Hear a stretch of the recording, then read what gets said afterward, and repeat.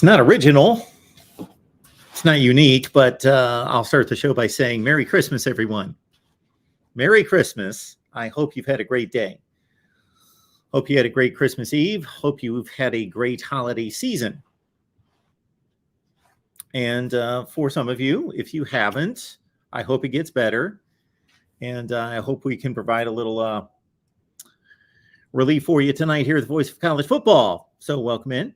I've left the link there in the live chat, of course, to join the show. Give me a call. Let's talk college football. Yes, Merry Christmas, everyone. And again, hope you enjoyed it with family and friends, those people that you love and care about, and had a joyous holiday.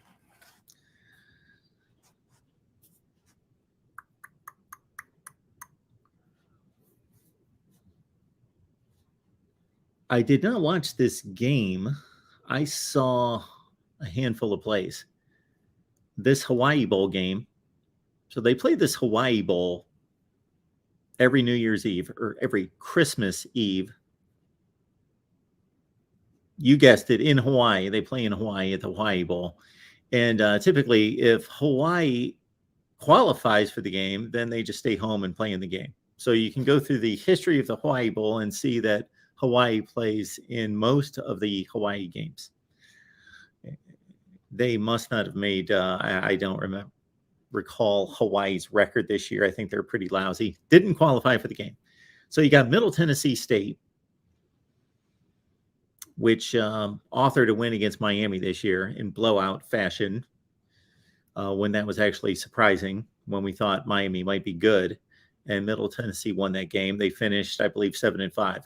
And then we had a San Diego State team that always goes to postseason play, one of the best group of 5 programs in the nation. And so I was celebrating New Year's Eve or Christmas Eve. Why do I keep saying New Year's? Christmas Eve. And I came back late, and I had recorded the game, and I flipped it on, but I didn't pay attention. I watched a little bit here and there, and I jumped to the final score. And I was looking at the statistics of this game, and I don't know if you guys are nerds like me, where these type of stats, these type of facts, just I'm intrigued by. Middle Tennessee State in this game gained or lost, had a negative 66 yards rushing. And they won the game. They won the game. I was just looking online before I jumped on here, and that 66 negative yards rushing is not just a bowl record by a winning team, a low for a winning team in a bowl game, or even a bowl record. It's a record, period. It's an FBS record, period. 66 negative rushing yards. And they won the game. So that's my oddity of the bowl season thus far. I feel horrible that I have not predicted the last handful of bowl games. So my apologies to our fine folks there, all of you contributors and loyal supporters on Patreon.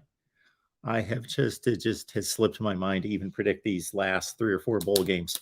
So my apologies there. We will get back on it on Monday night. We've got a December 26th bowl game, the Quick Lane Bowl in Detroit between New Mexico State and I don't remember. So based on that response, you may not want to rely on my prediction of that game. Also considering that I could not name one New Mexico State player or probably a player on the other team. I don't believe. For some reason. All right. So again, Merry Christmas, everyone. Appreciate everyone being here. Let's see what we've got in the chat. I have left the link if you want to talk. We can have a 10-minute show. We can have a 15-minute show, whatever you'd like. We have Mike here. Ben's here. Merry Christmas to Ben and Michigan Rick. Some guy called the voice of college football is in the chat here. One Scoop John. JJ, good to see you as well. Leroy, good to see you. Merry Christmas.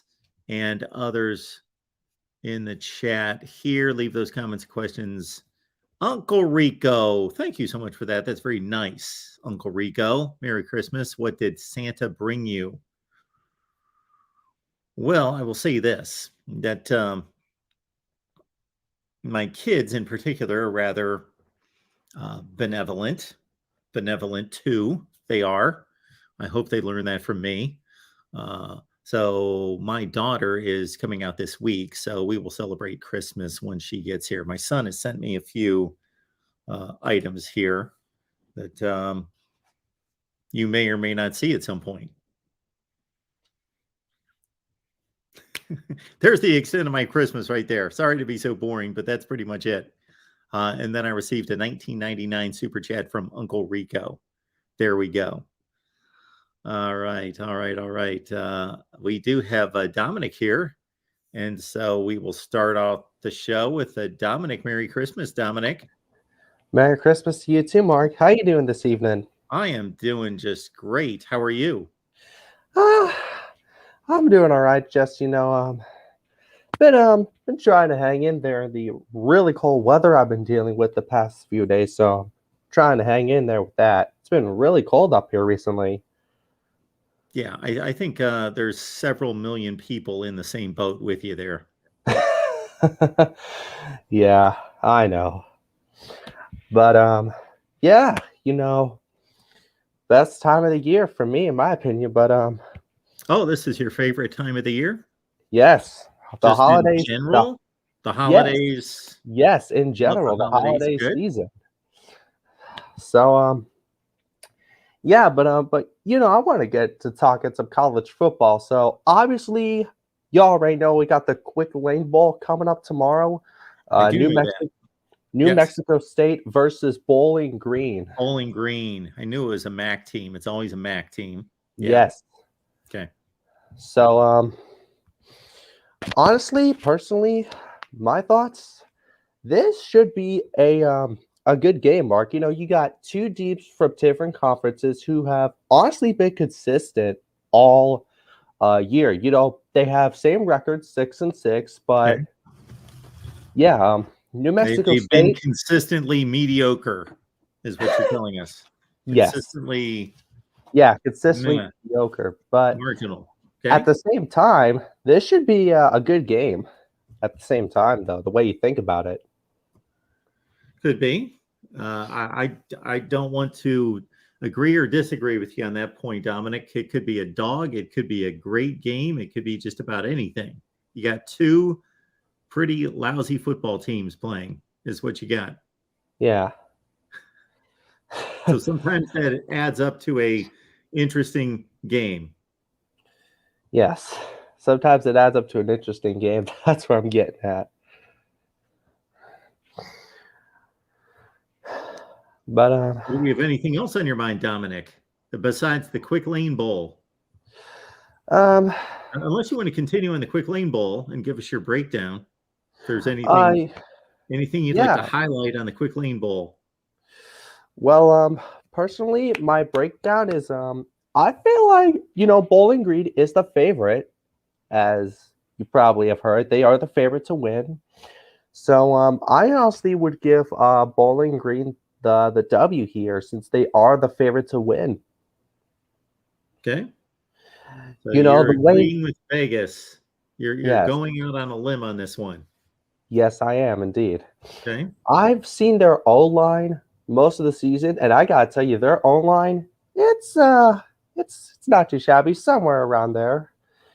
You've been scouting the Bowling Green offensive line this season. Yes, and it's right up there. Can you give me names on any of these individuals? Well, I know their quarterback is Matt McDonald. Nice. So well done. Yeah, that's one of them. So he can throw the ball. He can throw the ball pretty good.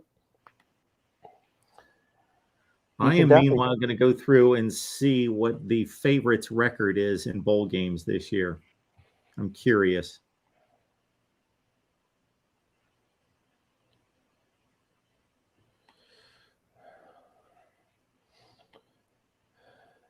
Yeah.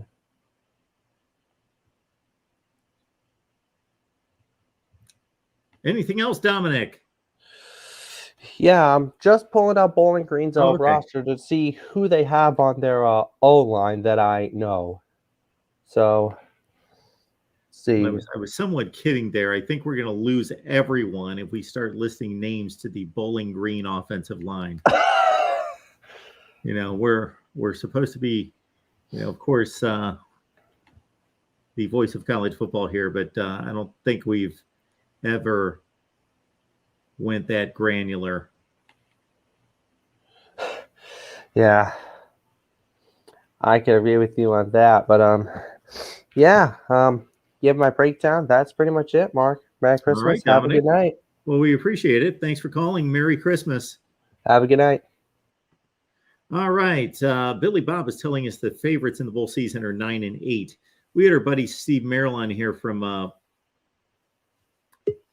been so long since he's been on, I forgot who he was with for a second there. Wager Talk, our guy Steve Merrill. And he basically said in recent years, he gave a particular time frame that if you just bet underdogs to win outright, or took the underdogs, I guess, against the spread as well. Of course, those are two completely different things. If you have any betting knowledge, you know what the difference is right there. That you would make money. That you would make money if you just blindly took the underdogs during bowl season. Okay, this season, UAB beat Miami. That's a favorite. Troy beat Texas San Antonio. There's an underdog, 1-1. Louisville beat Cincinnati. There's a favorite, 2-1. Oregon State over Florida. That's 3-1 for the favorites. Fresno State beat Washington State. There's a favorite winning, 4-1. Southern Miss over Rice. That's a favorite winning, 5-1. BYU over SMU. That's an underdog winning. That's 5-2. Boise State over North Texas. That's the favorites, 6-2. Marshall beat UConn. That's 7-2 for the favorites. Eastern Michigan over San Jose State. That's an underdog winning right there. That's 7-3. Toledo over Liberty. I don't remember who the favorite was in that game. I think Liberty was like a 3.5-point favorite. I think. I would have to go back on that one. So I'm going to hold us at 7-3. Western Kentucky was a favorite. They won big, 8-3. Air Force underdog against Baylor. They won 8-4. Houston, favorite against Louisiana. They won 9-4. Wake, slight favorite against Mizzou, 2 points. They won 10-4.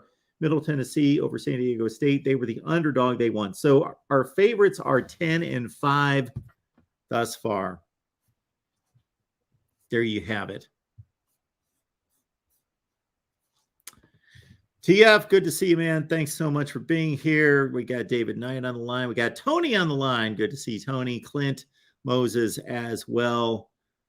Liberty was the dog. Toledo won. Okay, got that, Billy Bob. 11-5. Thought you had our favorites at 9-8. 11-5, I believe, for the favorites this fine bowl season. Too late for the Santa outfit. Santa comes out on New Year's Eve. New Year's Eve for Santa. So maybe if we'll pull together some kind of contest next year is what we will do. Put together some kind of contest. Winner of the contest can maybe force me to do something strange during Christmas time. Not that strange. I'll only go so far. But the Santa outfit could be one of the choices, one of the options right there. Putting on the Santa outfit. Somebody has to first purchase the Santa outfit. Then they have to send me the Santa outfit. And it has to fit. A lot of things go into this. You just can't throw things out there. It takes a lot of organization, a lot of planning to pull some of these things off. To produce Montclair Public Access TV, to pull off the level of production that we do here at the Voice of College Football, takes a lot of planning, a lot of pre-prod work, as they say in the business. David Greenshield, Mark. Need more analysis of MAC offensive line play. Yeah, I am lacking there. I am sorely lacking there. I probably shouldn't admit to that. Shouldn't make that statement. I'll probably lose 36 of 38,000 subs once I say that. So it could be a disaster for the channel not pulling through on the MAC offensive line analysis. Billy Bob, appreciate you being here. I believe 11-5 is our favorites record. Gregory tells us Steve Dace would make a better Santa than Voice of College Football. You know what? I tell you, if you, hopefully he doesn't mind me saying this, because Steve Dace is on a serious workout regimen. I told him one time to send me the workout regimen. I think he posted some reference to it on Twitter, and I said, I want to see your workout regimen. I took that baby to the gym. I couldn't do it. Too many burpees for me. I couldn't handle whatever it was, 5 sets of 20 or whatever he had there. I did 20, and I'm like, I'm not doing another 4 sets of these things. No way. So, Steve Dace, stellar workout program out of that guy. I tell you, I admire him greatly. Speaking of which, great segue, Gregory, because Steve and I did what we could call a pilot of sorts the other night, and therefore starting the first of the year, not this particular week, bowl week, but next week after January 1st, Steve and I get together. That's not what I wanted to show us. There we go. Dace Rogers' new weekly show. The One is on the way. We have locked in on a title, a name for the show. Every week we will get together. I believe our target day and time is Thursday at 5:00 Eastern time, as we did this past Thursday. Check it out. And that not exactly what the show is going to look like each and every week. Basically, we're going to select one topic, hence the name, The one college football topic to debate. And also the one, of course, because it's the one show you can't miss. But the one topic, we battle for 10 minutes. And then we leave 20 minutes available for all of you to ask your comments and questions. And we will go with those 20 related comments and questions to the topic, and then we will have a power-packed 30 minutes of Steve Dace, myself, and it should be a whole lot of fun. And hopefully, I can keep up with Mr. Dace.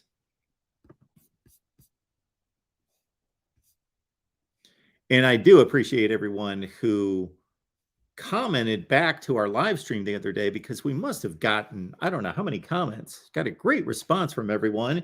Everyone seemed very happy and pleased that we were going to take that on going forward.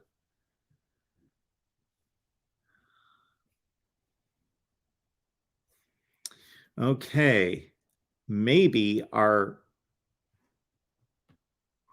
know in a sense Christmas is over. It's not officially over, but it almost feels like it's over. That's typically my response to Christmas. Christmas is more like a big buildup. And then it's 10 a.m. on Christmas Day and it's over. We open the gifts, it's over. I was on the phone with a buddy the other day and he said something about, remember how much you loved Christmas as a kid? And you never thought that there could be anything as great as Christmas, and Christmas was always awesome. And then you got to be a dad, you got to be older, you got to be this or that. And you were like, Christmas. I have always loved Christmas. I'm a big Christmas guy. My last several Christmases have been somewhat subdued compared to previous life, but a little bit more subdued. So, I was going to lead us into, although it does seem like Christmas is over, it's still technically Christmas, and therefore we could play off of the discussion that many of you are having here in the chat concerning your favorite Christmas music, your favorite Christmas movie. Let me say that again. I think my mouth took a holiday as well. I basically the mouth took this as a day off as well, because I keep saying New Year's instead of Christmas. And now I wanted to say Christmas movie, and I say Christmas music. Christmas movie, your favorite Christmas movie. We will ask our buddy June, who's wearing the ugly Christmas sweater. Absolutely. I'm hoping that's an intentional ugly Christmas sweater. Otherwise, I would have just insulted you. Oh yeah, no, I was just at my mom's, and we just watched National Lampoon's Christmas Vacation. Yep. One of my favorites. There's a debate on the chat whether or not Die Hard is a Christmas movie, which has been a real big debate. Yes, for years. Yes, it has. What are your favorites, Mark? Well, I will say first and foremost, in my opinion, Die Hard is not a Christmas movie. Oh boy. Okay. It is a movie that came out during Christmas time, and it starts at a Christmas party. The first scene's at a Christmas party, not a Christmas movie. No. Do we disagree on this? Yeah. Well, what makes Die Hard a Christmas movie? Well, they're at a Christmas party, number one. Yes. Bruce Willis is coming in for the holidays. Okay. Number two. Yeah. And there's just, in my mind, there's enough Christmas going on. Just even it's in the background, right? But in some of these movies, it is in the background versus it's not like in your face Christmas 24/7. Yeah. But I think there's enough in there if you think about it. I don't know, just for me. But... Okay, here's my counterpoint. Yeah. Every other Christmas movie I can think of is completely dependent on Christmas. Sure. It's for the purpose of celebrating Christmas. That movie could be centered around just an office party in the middle of the year. Sure. Could be the same movie. It would be except Bruce Willis wouldn't be in town. He could come in town for all. You can make up a number of things. Sure. Bring the X into town for whatever reason.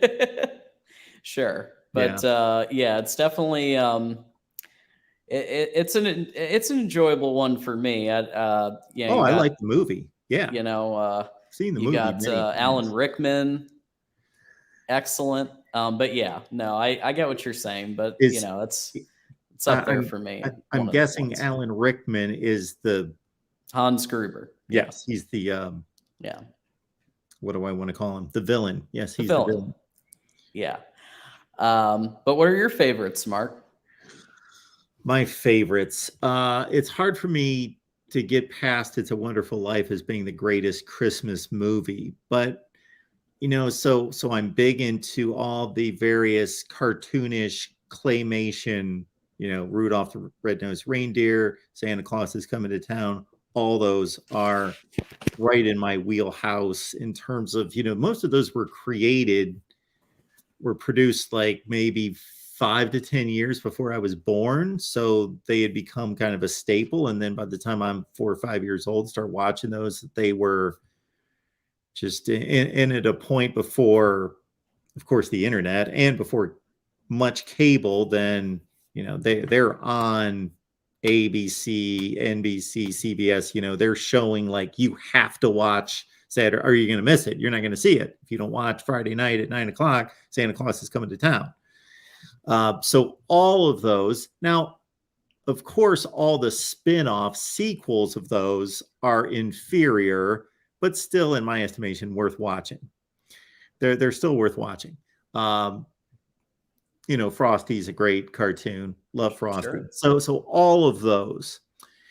Now, I will have to say that when my kids were young, they would rope me into a lot of these, like the Tim Allen Santa Claus movie and Elf and those movies. And Elf. You don't like Elf? Well, hang on. At the time, I could do without them. Corny. Well, see, corny's, I shouldn't really represent myself that way because I like a lot of corny humor, a lot of bad, dumb humor, a lot of third grade humor, but they just at the time didn't strike me as something I wanted to watch. However, maybe it's because my kids growing up and me being nostalgic, I can much more stomach and watch those movies today than I did at the time. Yeah. Okay. You saved it there at the end. I was like, wait, you don't like Elf? I mean, it is corny. If I never watched it corny. the rest of my life, I could still have a fine life. I would be fine without that's fair. that. But sure, to that I would standard, a watch lot of movies, you could put almost every movie into that category. Yeah. But yeah, I'd say my favorites: Christmas Vacation, The Home Alones, Elf, Die Hard, and yeah, I like the animated ones too. The early Frosty, not the '90s one, but the early one. Sure. And Charlie Brown. Actually, my mom just got us Charlie Brown, like in Snoopy, like sweaters. So maybe that'll be my one for next year. A call in. Mm-hmm. Oh, thanks. DeAndre just gave us a super chat. Merry Christmas. Thank you, DeAndre. We appreciate it. Merry Christmas to you. Thank you so much for that. Yeah, absolutely. Christmas movies, I enjoy. So right up there with It's a Wonderful Life, but still doesn't surpass it. And let's even understand that It's a Wonderful Life was not created as maybe I'm talking out of both sides of my mouth in regards to what is a Christmas movie. It's a Wonderful Life was not produced as a Christmas movie. It's not intended to be a Christmas movie. It was also not very popular when it was first produced. It became popular through the years, but it obviously the culmination of the entire storyline goes to Christmas time. Yeah, Miracle on 34th Street, I would say. Yes. The original black and white one. Yeah, it first has been a long time since I've seen that movie. And secondly, I got to think that I would have to be in a certain mood to watch that. I would have to kind of to watch old movies. Generally, I got to kind of decompress and take them for what they are and just relax. They're slow. They take time. Yeah. To get into it. Yeah. I haven't seen that movie in a long time. But there's this one part where where Santa is recommending that they go to the other department store across Yeah. the street, like and so now I've taken that into my business approach, and I tell people, like, you know, if this isn't a good fit for you, well, I've got this recommendation of this other company and this other thing, and it really is legit. So we call it the Miracle on 34th Street approach, and it Very works. cool. People appreciate it. Batman Forever is I don't know Yeah. about that. Gumby, we don't know where you're going with that, but that Yeah. would not be a Christmas movie for sure. Right. Right. So we're a couple days away now, obviously, from Yes. the big games, right? The playoffs. How are you feeling about Georgia and the opportunities there? I know that JSN is not playing and Travion Henderson isn't playing to my recollection, but everyone else should be, right? Yes, everybody else that matters is playing. My biggest question for this game is that, and I'm just going to have to, in selecting a winner of this game, determine, do I think that Ohio State's 10 to 20% chance of winning, if they're going to be able to make that path work? I know what the path is. Georgia's just such a given. They're just such a given. I can't find a weakness. They don't have a weakness, a true weakness. They're so we saw it up close and personal. Got our butts whooped. So we yes. I remember it all too well. I do believe Ohio State is the best equipped team to beat them. Number one, that doesn't mean that they will win, of course. Number two, that doesn't mean that they're going to play them the closest. That means that if they're playing at their best, that they have the opportunity based on their components on offense to win the game. And that doesn't mean Michigan can't win. I'm not saying any of those things. I just think that Ohio State's best equipped if ... Yeah, there's some ifs. Like, number one, Ryan Day remembers to draw a couple of read options, and yeah, I was like, where did the Stroud run get? Like, he drew it up in the game against Northwestern. Yep. But in the game against Michigan, where'd it go? What happened? What happened there? So that's one I'd like to see back, and I would say that gives, because it makes your offense more dynamic if Kirby has to and he's one of the best defensive coordinators, defensive minds I think college football's seen in the last 20, 30 years. But if he has to defend against Stroud's legs, in addition to the deep ball, in addition to the short game, then you have a real threat. So I'd say the play calling, if you can mix it up a little bit, then yes, then those ifs kind of come into play a little bit more. It kind of puzzled me at the end of the year, some of the play calling, because I was like, you have some of the best like NFL wide receivers ever, right? Every year. Like, just toss them the ball a little more and mix it up with some run game, and if Jim Harbaugh can start to figure this out, and let's face it, he's hasn't, when you think of dynamic offense, Jim Harbaugh's not on the top 200 in that list.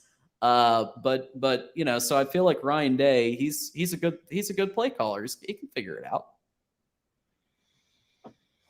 Yeah, I also think of it this way, that if Ohio State's offense is at its best, it's a better offense than Georgia's, but not by a whole lot.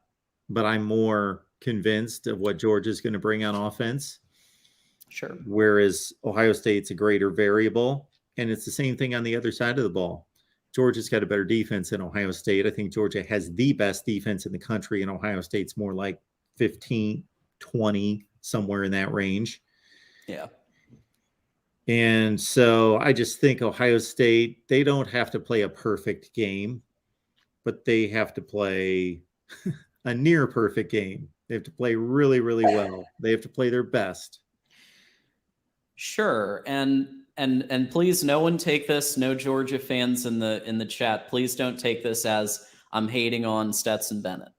Okay, but I do believe that he is limited, and Knowles can scheme against him better in some areas than with JJ. Just because JJ can get you in so many different ways, whereas Cade McNamara last year had a lot of trouble. And Stetson Bennett is better than Cade McNamara. But if you noticed, I'm sorry, if you noticed, yeah. So basically, what I'm saying is, I think that Ohio State has a shot if they play their best. Georgia, though, I think they have that NFL talent that that can be tough to face. This is always my challenge in these situations and trying to pick a winner is there's a reason Michigan is a substantial favorite against TCU. There's a reason Georgia is a substantial favorite, but not a jaw-dropping type favorite against Ohio State. Those are the two better teams. And the easiest pick is to say Michigan's going to win by 10 or 14 points. There you go. Georgia's going to win by 10 or 14 points. And you may get caught off guard and something may happen and we may see an upset, but most likely we won't. But I try to pride myself in trying to figure out, is there going to be an upset? Can I really foresee that? Can I really reasonably predict that? And with some level of confidence, not just throwing out an upset prediction just to do it, but can I reasonably see it happening? And I don't know that I'm quite there on either one of these games. Yeah. I mean, when it comes to Michigan TCU, I think that TCU's quarterback, and I've said this before, I think on here, that TCU's quarterback is extremely dynamic, and I think he's the reason they're in the position that they're in. What I don't really see is the line play, whereas Georgia, year in and year out, they have that line play. Michigan's line play is up there.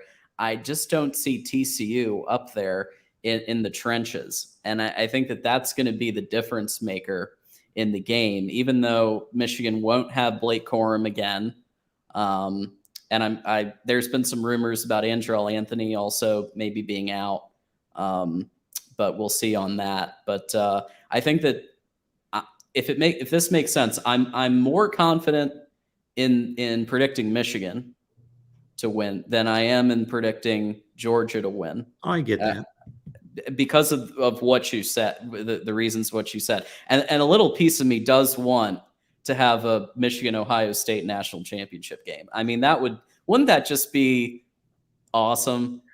Well, yes, it would be phenomenal. I just cannot imagine what our conversations are going to be like here for a week plus. Oh, it's going to be lit. The ratings are going to be great for you, live Mark. stream going 24/7. Just keep going. Just never shut it down. Just keep it going. Absolutely. So before I leave, I did want to plug, of course, the Patreon. We've been talking all day about our what we're doing for Christmas and hanging out in there in the Discord, and it's a great time, guys. If you haven't joined the Patreon yet, $5, that's it, and you can talk college football all the time with us. We do watch parties, we do get-togethers, and we just, it's a nice community there's some communities where you don't really get that. With this community, you really do feel like you're part of something, and I think that that's pretty cool. So check it out. You guys have made this what it is, and I got to say, between John and Ben and Tony and Tim, and I don't want to leave anyone out because I will, Jordan and so many others will, and on and on and on. They have basically taken the offerings that I've had on Patreon here at the Voice of College Football And just with the inclusion of the Discord and the chat going all the time and the after hours live streams that they do and all those things, it's just been upgraded significantly. It's just amazing. It's just phenomenal. And all credit goes to you guys because it's just beyond anything I imagined. Since I started a Patreon, I've always thought, okay, what can I offer that's going to be additional here that's not going to take away from here? And anytime somebody give me a suggestion like, well, you should put all of your Ohio State content on Patreon and hide it away behind a paywall for everyone, I thought, well, that doesn't make sense because then everybody who's not an Ohio State fan has no interest in going on Patreon. Plus, how am I going to pull in other Ohio State fans? So like anything I thought of was like just didn't seem like it was going to be substantial enough for everyone. And then you guys started ramping up that Discord and making that like a life of its own. And it's just remarkable. That's all I can say. It's phenomenal. Appreciate you guys. I've left the link to Patreon in the chat. I just dropped it in the chat. Click on the link. It's buried about 50 comments back. I'll do it again.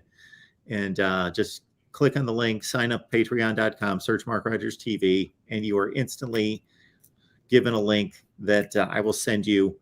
You're on Discord. You get all the other benefits. And everybody else, I want to let you know that I am always open for requests, recommendations, anything that you would suggest that you would like done on the Patreon at the Voice of College Football Community, or have any requests for content exclusive to there. I'm open to requests. Absolutely. And I will say that you've been great about that stuff. And that I think that sets you apart because you are open to like listening and hearing ideas, and not every single idea is a good idea. Not all of my ideas are good ideas. Most of them suck, but there's one or two that are good that, if we just pull all of that together, we could really build up something. So absolutely. John, all thank right, you Mark. so much. Merry Christmas. Merry Appreciate Christmas, you getting everybody. started. Yeah. Absolutely. Merry Christmas to you. Bye. Appreciate everybody being here in the chat on a Christmas night. Welcome to the Voice of College Football. We will get to our next caller. And once again, you go to patreon.com, search Mark Rogers TV. Myself and John have both left the link in the live chat. And I will leave it again. Meanwhile, Joey's jumping on board tonight. Joey, what's going on? Merry Christmas. Merry Christmas, Mark. What's going on, buddy? Not too much. I would have my camera on, but we're probably all lucky that you can't have smell-o-vision through like a computer. So we're probably like, cause I haven't had no water in 2 days, so I'm sitting here not showered in 2 days. Yes, still waiting for the water. Yeah, kind of froze up. But I tell you what though, had a great Christmas. Hope you did. Hope everybody in the chat did. Had a great time. Christmas is one of my favorite times of year. Just sit and reflect. I love just sitting and looking at the tree. I just sit and do that. So, but anyway, I don't really have much to talk about. I was just going to come on and just say hi and talk a little bit about this ice cold weather that we've had, and glad that it's starting to move out. But I heard that West Virginia got a tight end transfer from LSU today.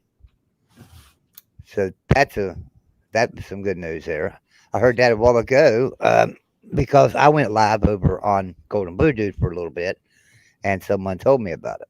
So that's exciting. I will tell you soon. All right. Out here. I will go to my nifty 24/7 transfer portal. They are usually on top of things. I don't see anything here. That doesn't mean it's necessarily not true. Yeah, but, I hadn't seen it. Their Twitter transfer portal feed is usually really good and really up to date. Well, usually every time we pick up somebody, Neil Brown tweets out Let's Go Mountaineers, and he hasn't tweeted out Let's Go Oh, Mountaineers okay. today. So I don't know how true it is. That's just what somebody told me. So, but yeah, but anyway, so I'm glad that everybody had a nice Christmas. You know, and I'm really excited that it only comes once a year because it can get rather expensive if it comes all the time, especially since I have 15 grandchildren and another one on the way. So they have a way of breaking you in a hurry. Yikes. Yeah. So, but anyway, I'll get off here, Mark. I was just going to come on and just say hey and Merry Christmas to everybody. And as John was saying, join us over in Discord. Join us on Patreon. Lots of big things coming up on Mark's channel. We've got some big shows coming up that I know that Mark and I have talked about a lot and looking forward to. So, you know, you don't want to miss any of those. All right, Mark. Joey, I hope everything gets back to normal at your house soon. Me too, buddy. Me too. All right, All right. Joey. Have a All good right. night. We'll see you later. Joey Foster, One Scoop John, letting us know once again, shop Amazon. Use the link in the description section of all the videos. He dropped the link in the chat. You can also just go to any video right here at the Voice of College Football. And once again, because we've got a lot more people online right now than we did about a half hour ago, Steve Dace and myself, every week, it's The One, name of the new show that we are providing for you each and every week. It's going to go this way. Steve Dace and myself for 10 minutes debating a college football topic, the one topic for the 30 minutes. For 10 minutes, Steve Dace and myself going at it. And then for the following 20 minutes, and Yakov had asked this about whether we're going to take calls. At this point, we will not be taking calls. We're going to take sponsored comments and questions because we want this show to be viable. We want to keep it going. Therefore, get the hint. We need to generate revenue and do everything we possibly can, whether that's sponsors and otherwise, because we want to keep this going. So we are starting that the first week of January, most likely pending schedules, Thursday at 5 o'clock Eastern time. That is the targeted time and day for The One, each and every Thursday at 5 Eastern. But please subscribe to the channel, hit the bell for the notifications to know when we go live, because we will have to alter that time and day at times. Good to hear from the real MVP. What's going on tonight? Nothing much. How about you, Mark? I'm doing well. Well, Merry Christmas. there is some other bowl games being played this week other than the two main bowl games that would be featured. So can I ask you about them just to get some quick thoughts and preview? Yeah. Oklahoma State plays Wisconsin, Mark. Maybe the battle of the two more disappointing teams throughout the year. What do you think about it? Well, I was certainly going to say that about Oklahoma State after coming within inches of the Big 12 championship and the college football playoff appearance the previous season. They were the projected winner of the Big 12 by many. I had them right there, did not have them winning the conference, but very close. And early into the season, they won their first one or two key Big 12 games and then just off the cliff and not good the rest of the year. Not good pretty much at all. Yeah. And Spencer Sanders missing the game, I believe. I can't imagine he's going to be playing in this game. He's hit the transfer portal, has yet to be picked up. And they've had a lot of their key players hit the transfer portal. They had a safety and a linebacker that were prominent on their defense leave. Wisconsin, of course, is going to be coached by, I guess they're still going to be coached by Jim Leonard for this bowl game. He's still there. Luke Fickell's the new head coach, unless he's going to go ahead and coach the team. I don't believe so. I haven't looked into that to see who's coaching them. Graham Mertz has left through the transfer portal to go to Florida, so he will not be the starting quarterback. Wisconsin's going with their backup, who I guess would be Chase Wolf.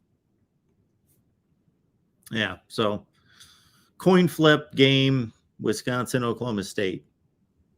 Okay, and a regional battle here. We've got Coastal Carolina versus East Carolina, Mark.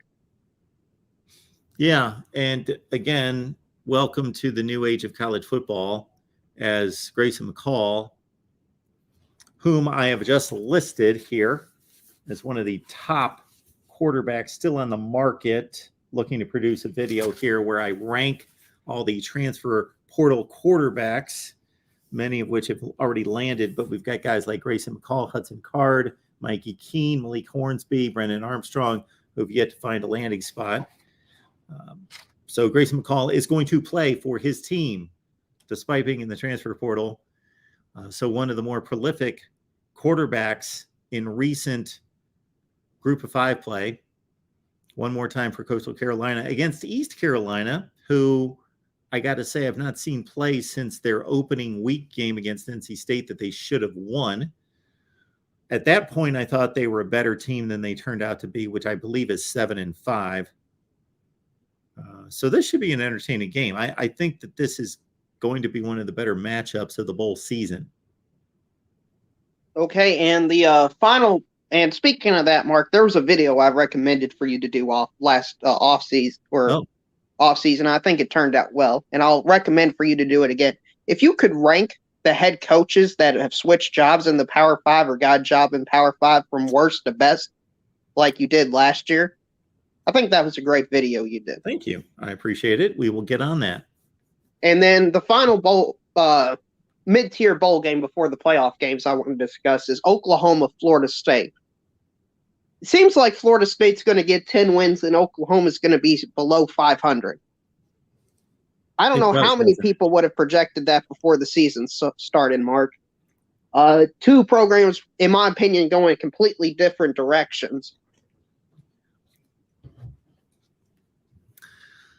I don't know if the programs are going different directions. Oklahoma's coming off a great recruiting class. Peyton Bowen, the 5-star safety, decommitting from Notre Dame, and flipping from Oregon, where many had projected him on the last final minute to go to Oklahoma, really just kind of highlights what has been a great Oklahoma recruiting class. Despite this season, on the field, people believe in Brent Venables enough that they're a top 5 recruiting class. But in terms of this particular team, with TCU being in the playoff and me running through their stats on the season and going through a statistical comparison against Michigan, Oklahoma kept popping up as just a horrible defensive team in all these categories that I was ranking and rating TCU.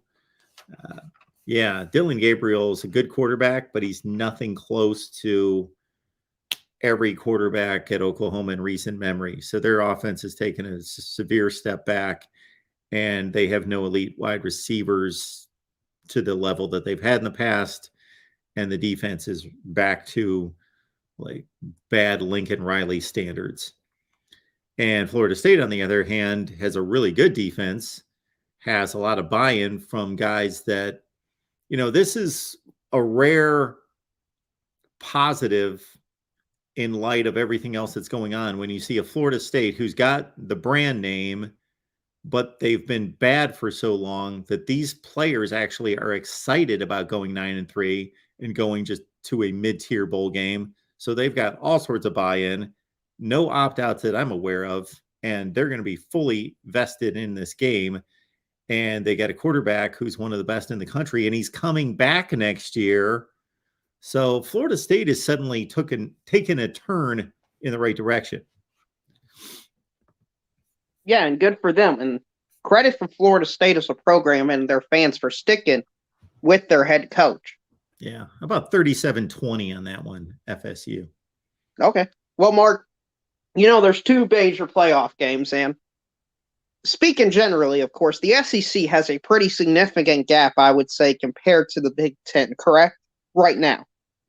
Yes. So they could lose a game or two and still theoretically be ahead. Absolutely. Is that correct? Absolutely. Especially if Alabama were to beat Kansas State, Kentucky were to beat Iowa, Mississippi State would beat Illinois. That would only grow the gap, correct? Absolutely.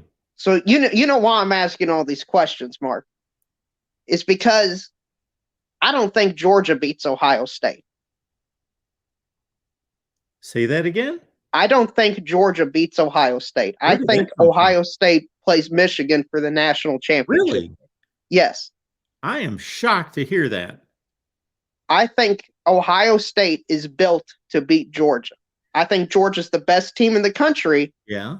but I think there are certain matchups that Georgia over the last few years has been shaky about. And it's when you have great explosive wide receivers, a great quarterback, and that's what Ohio State has. And I think people are overreacting because of one loss, one bad half. It wasn't even a bad game. Yeah. Interesting. Because you have thought, and it sounds like you still do, that Georgia is the best team in the country. You've thought that the entire season, correct? That is correct. And I believe you have thought that either Alabama or Ohio State was second, and the other one was probably third. Like they were the three best teams, and Georgia was the best. You thought that most of the season. Mm-hmm. That is correct. At some point close to the Ohio State-Michigan game, when Michigan was playing consistently good and Ohio State was showing a few flaws, that you said that you believed Michigan was better than Ohio State and would win the game. Yes. Yeah.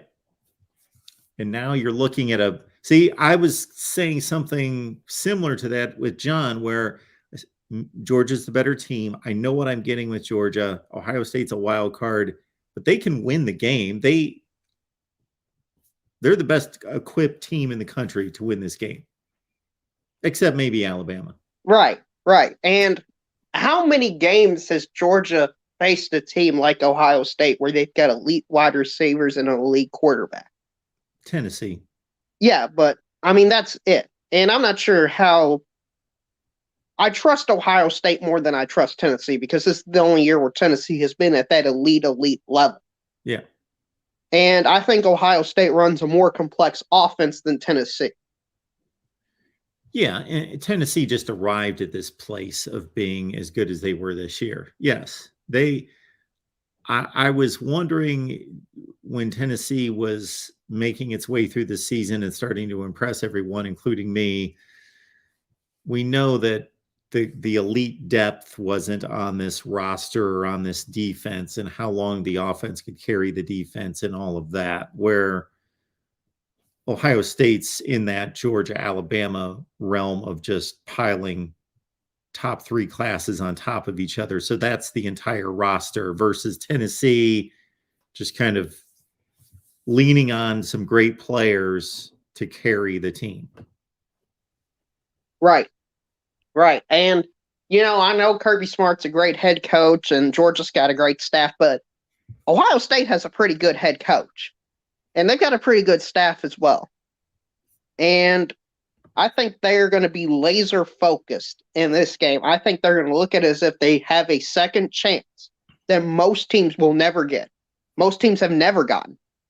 And I think they're going to take the most of it, Mark. And, Ohio State, I have Ohio State playing Michigan in the national championship game, Mark, which I know for the representation people in college football, that would be a nightmare, because people want more representation. And with two Big Ten teams, I imagine they won't like it, which I think could be an issue for them. But, Mark, you remember what happened last year? I do. Who won the SEC championship game? I believe that was Alabama. And did that same team win the national championship? No, they did not. And they won in a pretty similar fashion as Michigan beat Ohio State. Yeah. So do you see where I'm kind of going with this, Mark? I hear you. Yeah, I think Ohio State wins the national championship this year. I wouldn't mind that. That would be I have a feeling you wouldn't mind that, Mark. That would be all right. That would be okay. And I feel bad for all the Michigan fans. Can you imagine that, just having that hold over for them? It's like Duke, North Carolina in the Final Four. I mean, does it really matter next year's game? Because they can just say, you all can just say, well, we won the national championship over you. I mean, that's just such a massive card to play at any point in time, if that were to happen. Yes. Or it could be just a final confirmation stamp that Michigan beats Ohio State again. And that would be a bit embarrassing for Ohio State. It would be, but it's hard. I think it's hard to beat the same team twice. Now, I haven't looked at the data to confirm it, but especially a team that has as explosive as an offense as Ohio State has, I imagine it's hard to keep them in check for 2 straight games or to play them twice out of 3 games. More than defensive teams, if I had to take a guess. Yeah, well, I may do a video on that one too. I'm starting to jot these things down. Beat the same team twice. Coaches higher, coaching higher, rankings. Yeah, so what I would like to see for the channel would be if TCU beats Michigan and then Ohio State beats Georgia and beats TCU to win the national championship, the constant debate where Ohio State fans will say, we won the national championship. That overrides everything. But Michigan fans will say, we beat you. We won the game against you and for a second straight year, and we won the Big Ten championship. And that debate is impossible to settle, but would be great for the channel for the off season. Yeah, that would be a fascinating debate as well. I just don't think that debate's going to happen. I think the debate's going to be poor old Michigan man trying to figure out what they're going to say all off season. And that debate would almost be, that situation would almost be more torture for the Michigan fan than losing to Ohio State, actually not even playing them, losing to TCU and watching Ohio State win the national championship. Right, because in that scenario, you have a little bit of cover since you had the game that already happened. But I think that's what's going to happen, Mark. I see I've probably upset more than a few people in the chat looking at it, Mark. I have some Georgia fans that want to call in, some Michigan fans. I'm sure they're going to explain why I'm completely wrong for picking Ohio State, Mark. I'm sure you don't mind it. Have a great rest of your show, Mark. Fight on to Tim, Tony, and Rick. Thank you, DeReal. Appreciate it. The easy thing to do if you're concerned about getting predictions correct, if you were concerned about that and concerned about looking good, as somebody pointed out to me on Twitter the other day.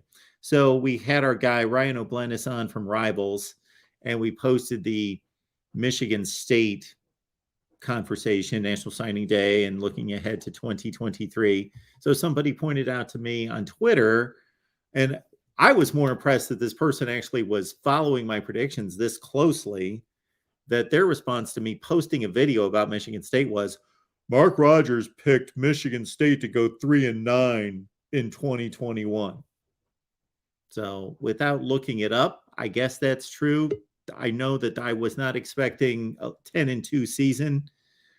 A 3-9 sounds a bit, I don't know. Anyway, I'm going to take them as being correct looking that up. Or if they've got that memorized, then God bless them. And I wish there were another 100,000 of those type people out there. But I just found that funny. And then responded, of course, do you want to list all my record predictions from last season? Would you want to do that? Which, by the way, I did that work. I went through, I don't know if I'm going to do a video on this or not, but I did spend the time, so I should. I went through every team and what their record was and how far I was off. So Clemson went, I picked them 7-1. And of course they went 8-0. So I was off by one game, and NC State went 6-2. No, I picked them 6-2. They went 4-4. So I was off by 2 games in conference. And then overall they went 8-4. I said 10-2. So I was off by 2 games, et cetera, et cetera, et cetera. And then ones with the stars, I was dead on. So I went through all this. There are 64 teams in the Power Five. 64 teams in the Power Five. And I got to say, I was either perfect or within one game.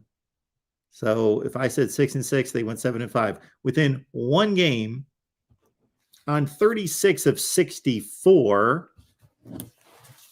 I don't know if that's good. I don't know how that compares to my previous seasons. Sounds pretty good to me. Maybe it should be better. All right, we got Will on the line. Will, what's going on? Merry Christmas, Mark. I hope your family had a wonderful Christmas. Merry Christmas. Thank you so much. Mm-hmm. I hope the same for you. Mm-hmm. I got a new webcam. Do you like it? It's looking good. Yeah. Great. I believe I can tell the difference. I can't tell you that for sure. I would have to go to an old video and look it up. Mm-hmm. So, Mark, with these bowl games upcoming, Yes.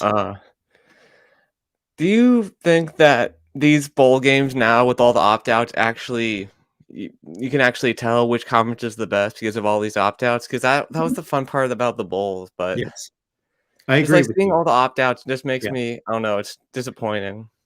Yeah, it is. That was a fun part of the bowl season, was for me as somebody who wants to analyze the sport, is say, okay, we can add all these results to all the results that we saw in September between these conferences, put them all together, and we can start to come to some reasonable analysis and order of these conferences. But now we got to look at every game and kind of, we could just say, you know what? If your team had a bunch of players that opted out, too bad. We're still going to just, but we really want to rate and rank and evaluate these teams at full strength. So it is difficult to do now. Yeah. Yeah. One bowl that I'm excited about is Washington and Texas, though. I mean, I know no Bijan Robinson for Texas, but it's still, they're in Texas. They have the better talent, but Washington looks like the better team this year. So are you pretty excited for that game too, Mark? Well, I ranked that as the second best non-playoff bowl game, or maybe the best non-playoff bowl game, something like that. It's definitely a test for Sark. It's definitely a test for Sark. Like, if we can see Sark actually bring his team, having the time to prepare to see if he can actually get the most out of his talent. Yeah, it should be a good game. I like that matchup. Two talented teams, top flight quarterback and Michael Penix. We'll see if Quinn Ewers plays. The season he had overall doesn't surprise me, but he got off to such a nice start against Alabama that I was expecting maybe too much, and then he had his troubles down the line. So sometimes you see in that situation a much improved player after they've got 4, 5, 6 weeks off and to work on their skills, get healthier, and come back at it. Yeah. What's your excitement level for the Guaranteed Rate Bowl? I mean, I know it stinks that both quarterbacks have opted out, but we were going to see a freshman quarterback with Oklahoma State. We'll get to see the future of them, and we'll still have that running game for Wisconsin. So makes it a little intriguing, but it's not as great as it would have been if Graham Mertz and Spencer Sanders would be playing.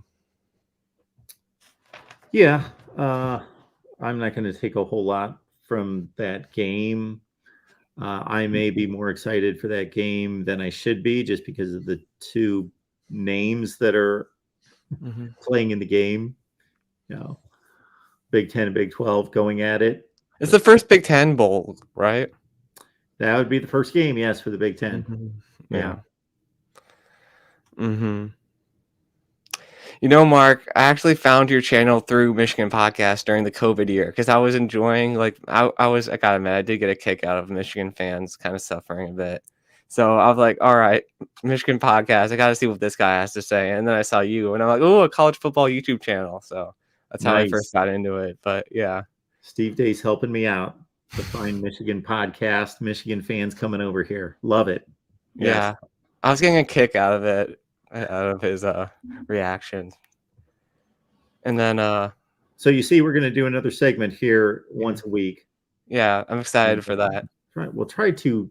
I want to try to select, obviously, a topic that people are interested in, but also a topic that we're going to disagree on, because I don't want us just to pick sides and not believe in what we're arguing. I want us to truly have something that we don't agree on. I don't know if I'm going to be able to do that every week, but regardless, we'll go at it for 10 minutes and then have people bring in comments and questions. Yeah, it'll be fun. Are you still going to be on his show too? Yes. Awesome. Man, with this Oregon North Carolina game, like when I first saw the game, I was excited, but then I saw like the opt-outs for UNC, and then I saw that I think most of Oregon's coming back for this game, so that 14.5 line doesn't look so bad when you look at, I don't know, because when I first saw that game, I was like, ooh, the names, and then Pigskin Pete told me, well, everyone from UNC is opting out. So, well, that was my initial reaction too. Oh, look at those names: Drake May, Josh Downs against Oregon's offense.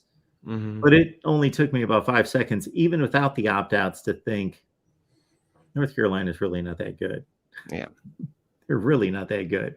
I think Oregon's a significantly better.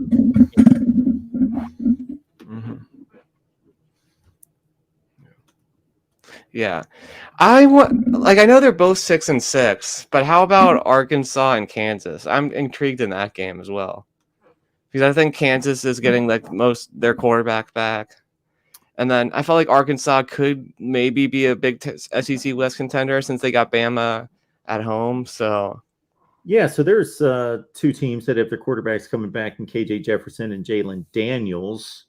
So that will be exciting. Kansas, of course, was a feel-good story, but they kind of limped down the stretch. I think Arkansas is slightly better, but not by a ton. I'm guessing they're probably a 3 or 4 point favorite. 3-point favorite. Okay.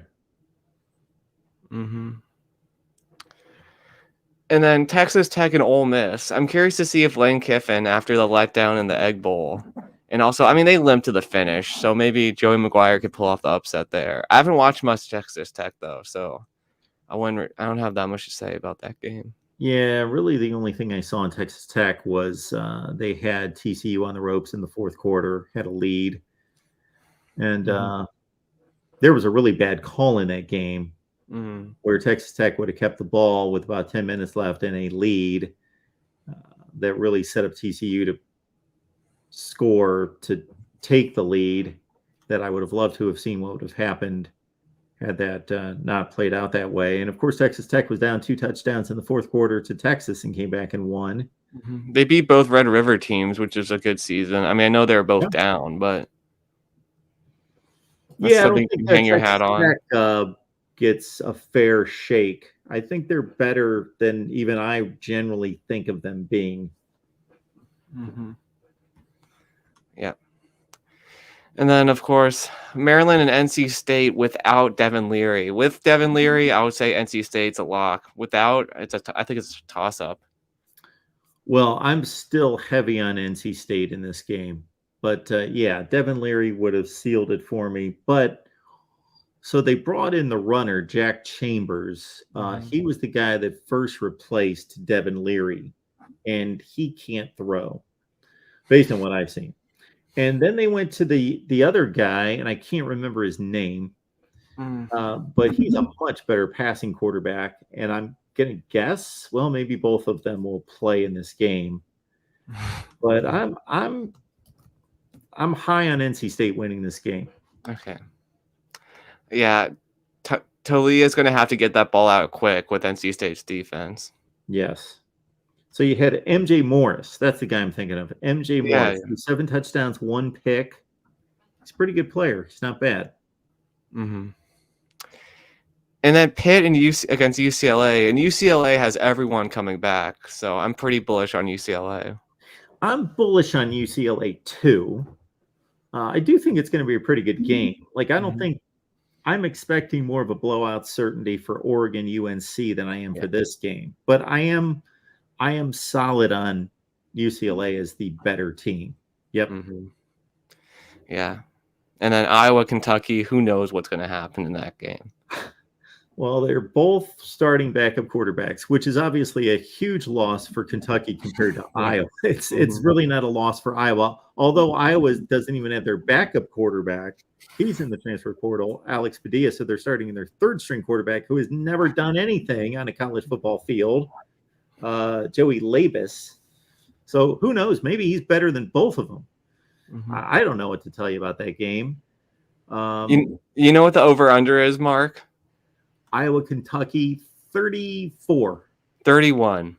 31. That's insane. And what, Iowa's a 3-point favorite? 2.5. 2.5. So 2-3. So what are they giving us in this? This is a 17-14 game. Yeah. Okay. That sounds about right, to be fair. But it's just... It does. They have to score somebody's going to score some way. If they may be scoring because the defenses get turnovers and the offenses only have like 22 yards to drive for a touchdown. I have to say, JJ in the chat. Yeah. Bowers is not way better than Mayer. That's anathema. Yeah, he's not way better, and I don't know if he's better. I got to admit that after watching Brock Bowers down the stretch last year and then throughout the playoffs, I thought he was the best tight end in football. But I think I was just really overly impressed with what he did in a handful of very meaningful games coming down the stretch. But Mayer's really good. Yeah, I would take Bowers without really dissecting the two players, but I don't think you can lose with either one. It's close. Yeah, I don't know. I just had to respond to that. And then lastly, we have Mississippi State and Illinois. Can the Bulldogs win one for Coach Leach? I love this matchup, even before the tragedy. I was reading a stat about Tom Brady and Roger Staubach. Anyway, I loved this matchup out of the gate. This is going to be one of my favorite bowl games. Will Rogers against one of the best secondaries in the country. Illinois has been in lockdown mode on defense, but of course have not faced potentially the best passing attack they faced this year was Virginia, and then they were awful. Don't know what happened, but anyway, they were the best coming into the season. So I guess the best passing attack Illinois has faced this year is probably Michigan. Yeah. Michigan and Purdue. Yeah. So, they're going to have to be ready for 55 pass attempts. And Chase Brown's not playing. That sucks. Yeah. Yeah. Well, all right, Mark. Had fun breaking these games down with you. Had a great, just a great season overall. Like, Voice of College Football makes the college football season 2 times better, at least. Thank you. That's very nice of you, Will. Thanks so much, Mark, and have a great rest of your holiday season. If I don't see you, I'm sure I'll see you before. Jumps on over to the Young Guns. You're not able to put that link in the I'm chat not a mod. yourself, I can't. Are you? No, I'm not a mod. You're not a mod. Do you want to be a mod? That would be nice. Okay, you can be a mod. We'll get that straightened out here. But we will find, I think One Scoop John, if he's still in here, he could grab the link. But everybody check out Will, and we've got Jeffrey over there. We've got Buckeye Mike. We've got Austin's in the chat tonight. We've got Jackson over there. Got the nice crew over there breaking down college football. So get on over there to Young Guns. Will, appreciate you being here. Thanks, Mark. Have a great night. You too. All right, we will keep going here at the Voice of College Football. We got Michael on the line. Michael, what's going on tonight? Merry Christmas. Hey, Mark. Merry Christmas to you, man. How you doing tonight? I am doing well. What's on your mind? Not much. Just actually trying to stay awake for this Tampa Arizona game. I actually was dozing off. Hey, got a question. I'm trying to think it was DeRio was talking about Ohio State and Georgia. I'm trying to think who's the other quarterback is for Georgia. I'm sorry, Mike. Where's Keeler Ringo in the Who's going to what for Georgia? Who's the other cornerback? Oh my goodness, you're going to delve into my Georgia. I should know everybody next to Keely Ringo on the other side. Yeah. Shoot, I'm not coming up with his name right off the top of my head. Oh, because I'm trying to think who's going to be on it in Bookway and who's going to be on Harrison. Well, that's a good question because I don't know how they play their defense. I don't know if they chase receivers around the field or if they will just. I'm guessing that they just stay in their defense and whoever's playing that side of the field plays that side of the field. Mm-hmm. One other question, I got a couple more for you. Your favorite Franco Harris Penn State memory? Penn State? Yeah. Well, I'm not that old. Well, I will say that it's a unique and stuff like that. interesting thing to me that Penn State had both Franco Harris and Lydell Mitchell at the same time in the same backfield. Mm-hmm. If folks are not aware, Lydell Mitchell was a phenomenal talent and got off to a great start in his NFL career, but few people know today who Lydell Mitchell is because he did not have a long career. But now I could go on and on about Franco Harris in the NFL. Mm-hmm. That I could sit here for 3 hours and talk about. Yeah, but it's kind of sad. Here was a couple of days before the 50th and it passes away.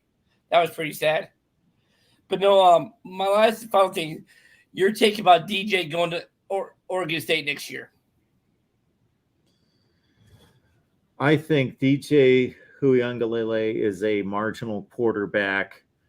Maybe he will flourish in an Oregon State offense that wants to run the ball 70% of the time because he's a big, thick guy that can certainly do some damage in the run game, not as a dynamic runner, and so throwing the ball 18 to 25 times a game might be more in his wheelhouse. And of course, he's going to be, well, I don't know if he's going to be facing worse defenses. I'd have to really think about that. Probably slightly worse defenses. You know, I think it's a nice pickup for Oregon State. I don't think it's some kind of slam dunk home run move because I just don't think he's that good. Mm-hmm. Yep. Last thing, I just remember. First of all, congrats with the new show with Steve, starting next week. That'll be fun. The main thing is who's going to be the moderator to keep you guys from like wanting to strangle each other. I'm sure you guys are going to have disagreements. Oh, I hope we have disagreements. That's how we're kind of setting this up to be, but it's going to depend on the topic. So yeah, we're going to try to come up with a good topic every week, and I'm going to try to. I know one thing I'm going to do is that I'm going to introduce the topic, and I'm going to state my side first, and then let Steve go. Because if I let Steve go first, then it's all said and done. It's all over. I don't get a word in edgewise. So I gotta jump on first. Well, yeah, that's why you should have someone neutral to be the moderator. So because I know it's your idea, so the moderator can come up with a topic each week, and then you guys get your piece. That's an idea. If we've got any takers, anyone capable, we need somebody good to be a moderator. We could do that. We could take that slant. That's an idea. Yeah, I'd be willing to give it a shot, but I'm just saying don't. That. All right, Mark, I'm going to let you go because I know you have other callers and stuff waiting to enjoy the rest of your Christmas. And I hope – are you doing anything this week? Doing anything? What do you mean? Like personally? As far as like, yeah, shows and stuff? We hope to. I'm going to be a bit tied up this week, so I'm going to get on here as much as I possibly can. I don't know what to tell you.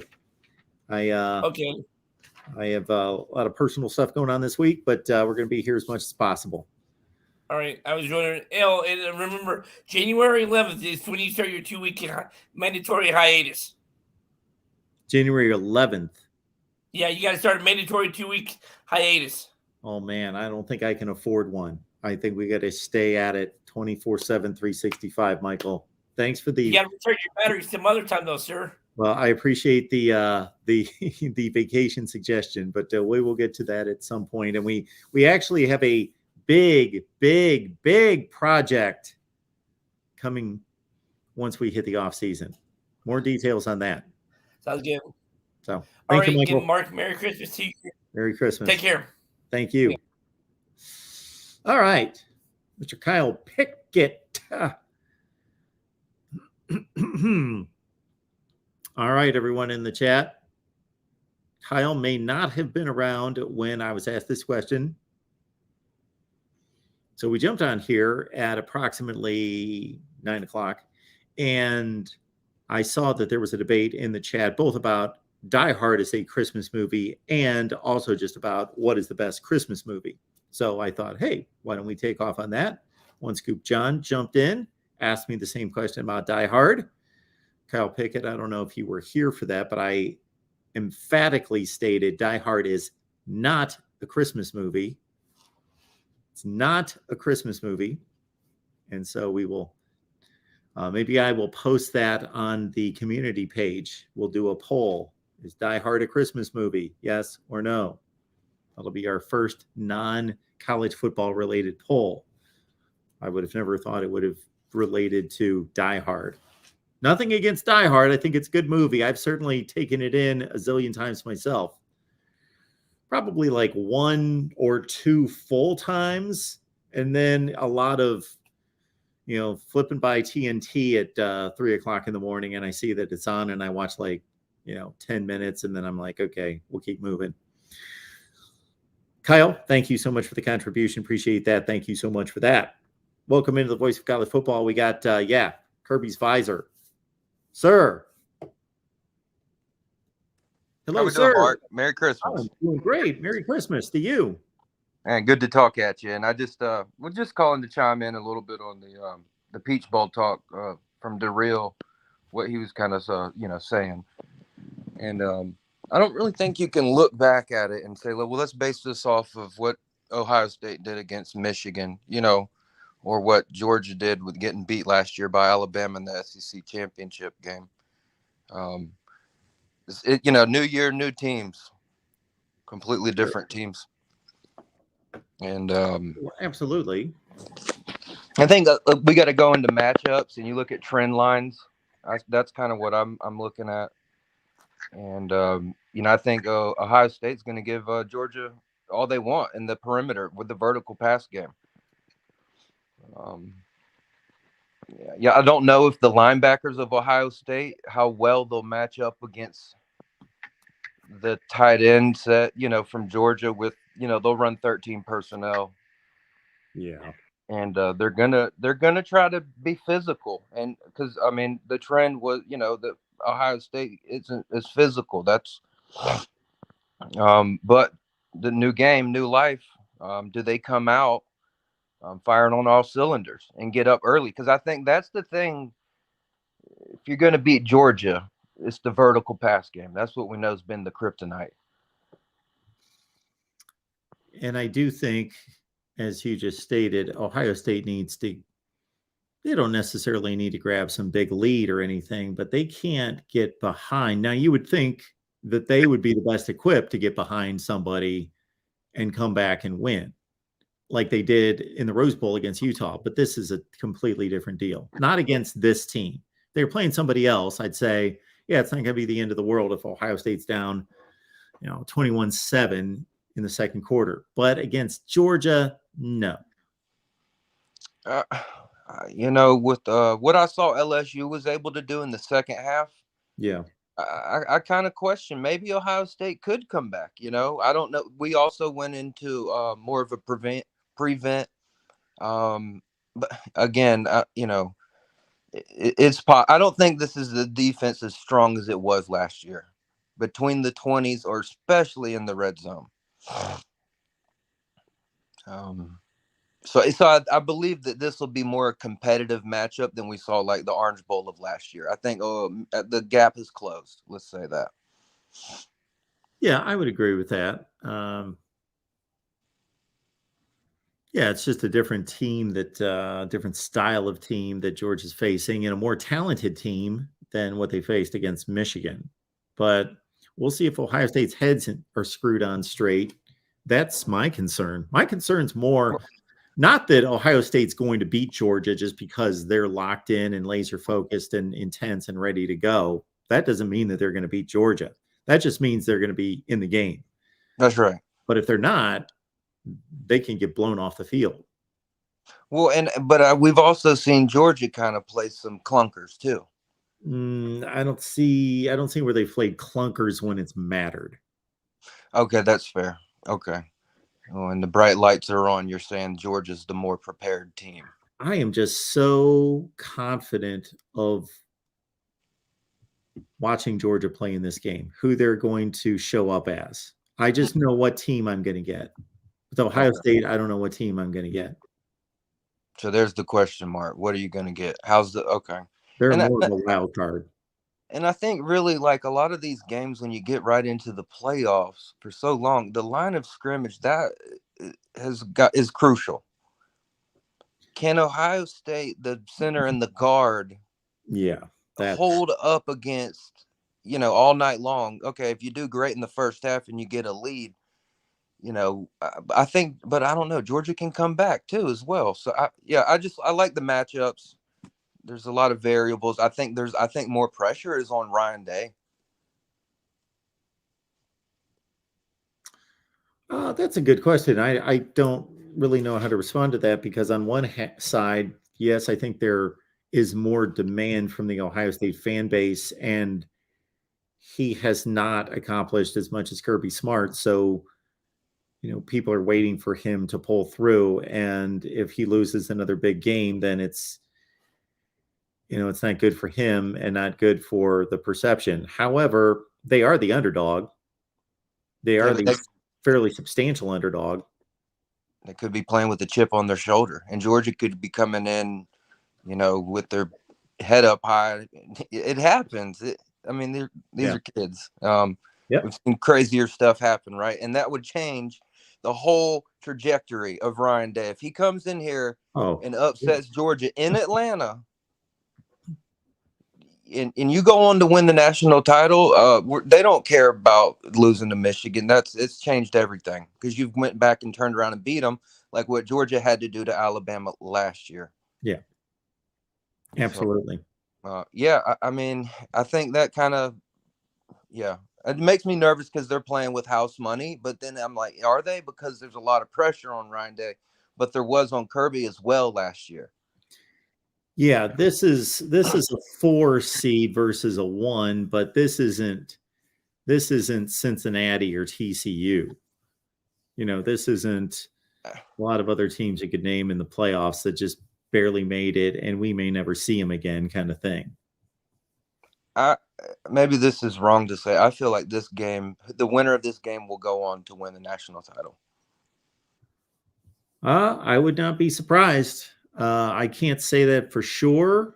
I will say that if Georgia wins the game, I do, as it stands right now, unless I see a lot out of Michigan and less out of Georgia than I expect, I do expect Georgia to win the national championship. If it's Ohio State and they get a rematch with Michigan, I will probably foresee Ohio State winning that rematch, but I'm less confident about that. It's hard to beat the same team twice. That's what I keep hearing, but nobody has any statistical analysis to back that up. Guess I'm going to have to be the one. Do you think Ohio State is the better team with the better players? They have better players than Michigan. They have more talent than Michigan. I don't know if they're a better team than Michigan. They weren't in Columbus a few weeks ago. That's for sure. Because with last year with the SEC championship game when we lost, I think that Georgia was still the better team. And that's why we were able to overcome them the rematch.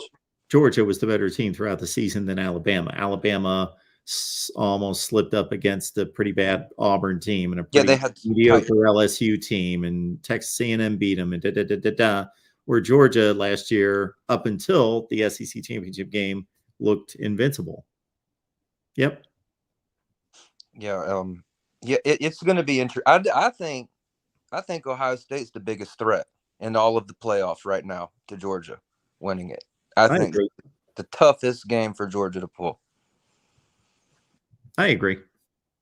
Just because the kryptonite is, if you can stress us vertically, that's been shown to how you beat Georgia, or those types of teams.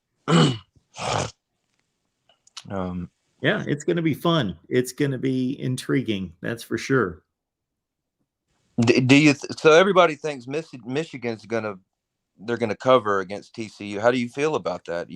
Well, I think it could be a really good game, and they can still cover. Let me put it this way. I know that Michigan's better on both sides of the line of scrimmage than TCU. I know that they can push them around their offensive line, and then defensively the same thing, although not to the same extent, but certainly offensively that they can push around TCU defensively. But how much? Like, they have to be super dominant, because the one thing I don't know that I'm bringing up as a possible advantage for TCU, I'm not saying it for sure because I got to see it play out, is I think TCU's wide receivers might be able to make plays against Michigan's secondary. And I think that Michigan's wide receivers may have problems making plays against TCU secondary. I think TCU may have advantage in space on both sides of the ball. But the thing is I'm not sure about that. I got to see them play, but I know Michigan and its offensive line has an advantage over TCU's defensive line, and its defensive line has an advantage over TCU's offensive line to a lesser extent. So which of them matchups is gonna edge the other? Yeah, I think it'll be closer. I don't think Michigan. I think TCU is pretty good, and they can give them a run for it. Do they hang they are too. 4 quarters? I don't know. I think Michigan will win. And Michigan is also facing the best running quarterback they've ever seen, which could stretch them out. Yeah, and that's what was weird, because Stroud, I was like, man, he just does. Why does he not? And I think that's another thing. If he runs in this game, man, that could really stress out Georgia too. Yeah, we'll see. But yeah, I just wanted to call and touch in and say Merry Christmas, and I appreciate your content, man, and we enjoy it all. I appreciate that. Thanks so much for calling, and Merry Christmas to you, sir. Take care, Mark. We'll see you, buddy. Right. We'll see you. Oh man, love hearing from the Georgia fans. Love hearing from all fans, of course, including Iowa fans. We've got our Iowa show every Tuesday at 5:30 Eastern, 4:30 Central, folks. That's always a good time with Corey and I getting together. Corey Brada from the Hawkeye of the Storm, which leads me to the comment here. Thank you so much, Erica, for the super chat contribution. Merry Christmas, Mark. I'm still crying. And the Kentucky fan who blocked me on Twitter. Everyone, please like this video. There was a statement made on Twitter to the extent, I don't want to get this wrong, but I probably will. Something about Kentucky being better than Iowa. And I forget how it was stated. It was more descriptive than that. And I basically pointed out that Iowa and Kentucky are hard to distinguish right now. So I said, you know what? This may change in the future, and it may be changing before our very own eyes right now. But as it stands right this second, Iowa has been a better program than Kentucky in the recent past, and historically, and certainly, let's take it back to 1980. At no time since 1980 has Kentucky been a better football program than Iowa. At no point. Okay. So basically, Iowa's always been better than Kentucky. I said over the last 5 years, it's been pretty even. What happens in the future? What happens a week from now on the field? I don't know. But this is a ridiculous conversation.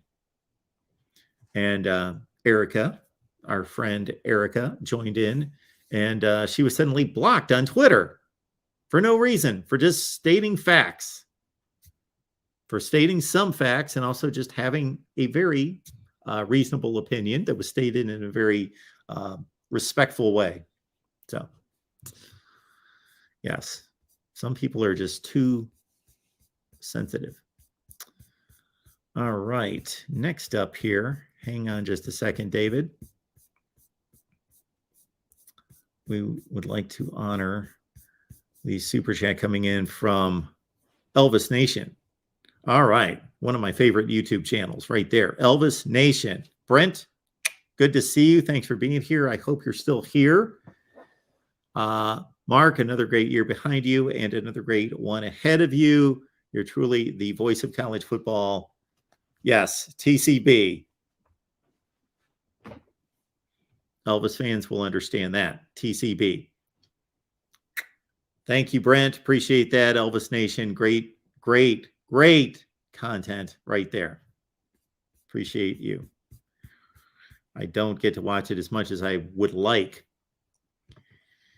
And I used to. Priam Sports. Merry Christmas, Mark. Thanks for all your hard work this season. Well, thank you so much for that. That is very nice of you, sir.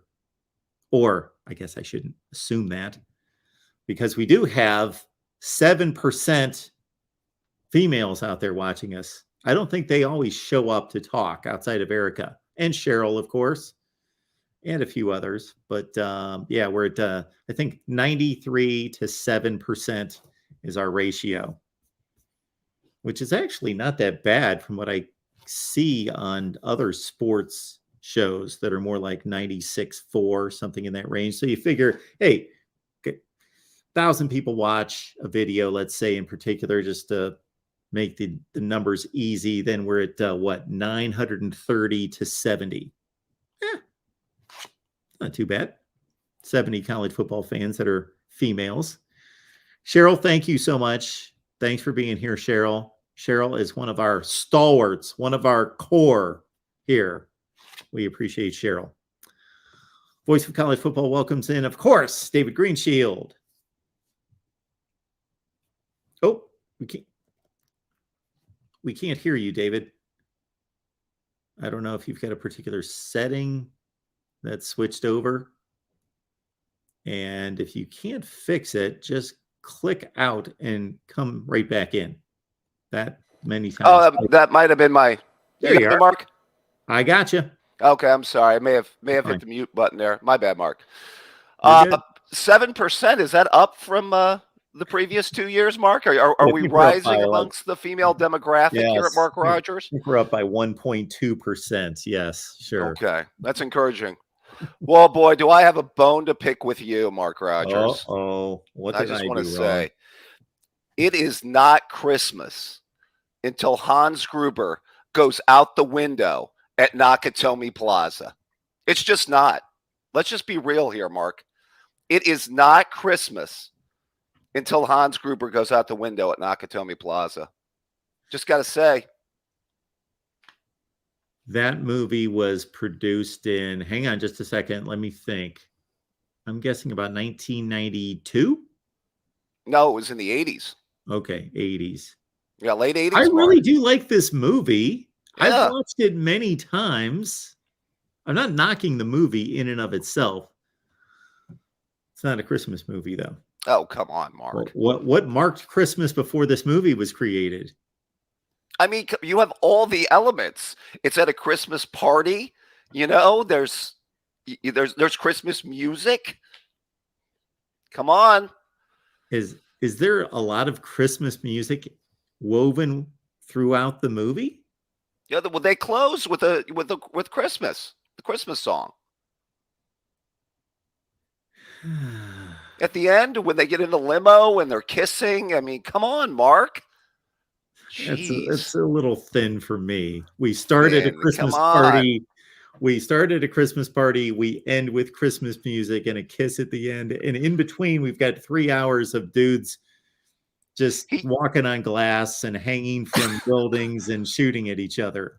I just don't really relate that to Christmas. He uses the Christmas decorations to tape the gun to his back. Come on, Mark. Get with it. Come on, Mark. Of all things. Wow. No, I don't think you're ever going to convince me on that one.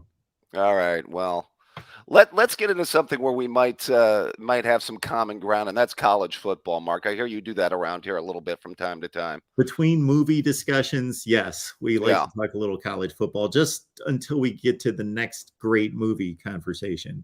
There we go. Well, we'll have to get to college football movies or football movies in the off season. Maybe that's some material for April and May come Mark Rogers TV. Yep.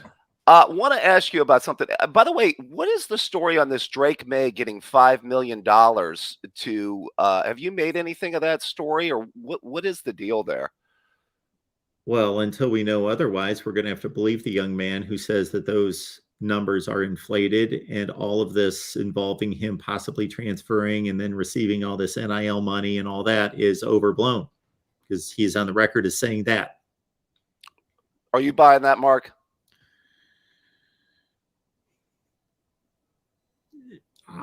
I don't want to think otherwise, because why should I? Okay. No, I would not. I don't know his character to believe him or not believe him, but I'm going to choose to believe. I don't have anything at risk in believing him or not believing him. Therefore, I'm going to choose to believe him. I don't know. That seems like a lot of dough. I mean, I want to use the term far-fetched, Mark, but I don't know.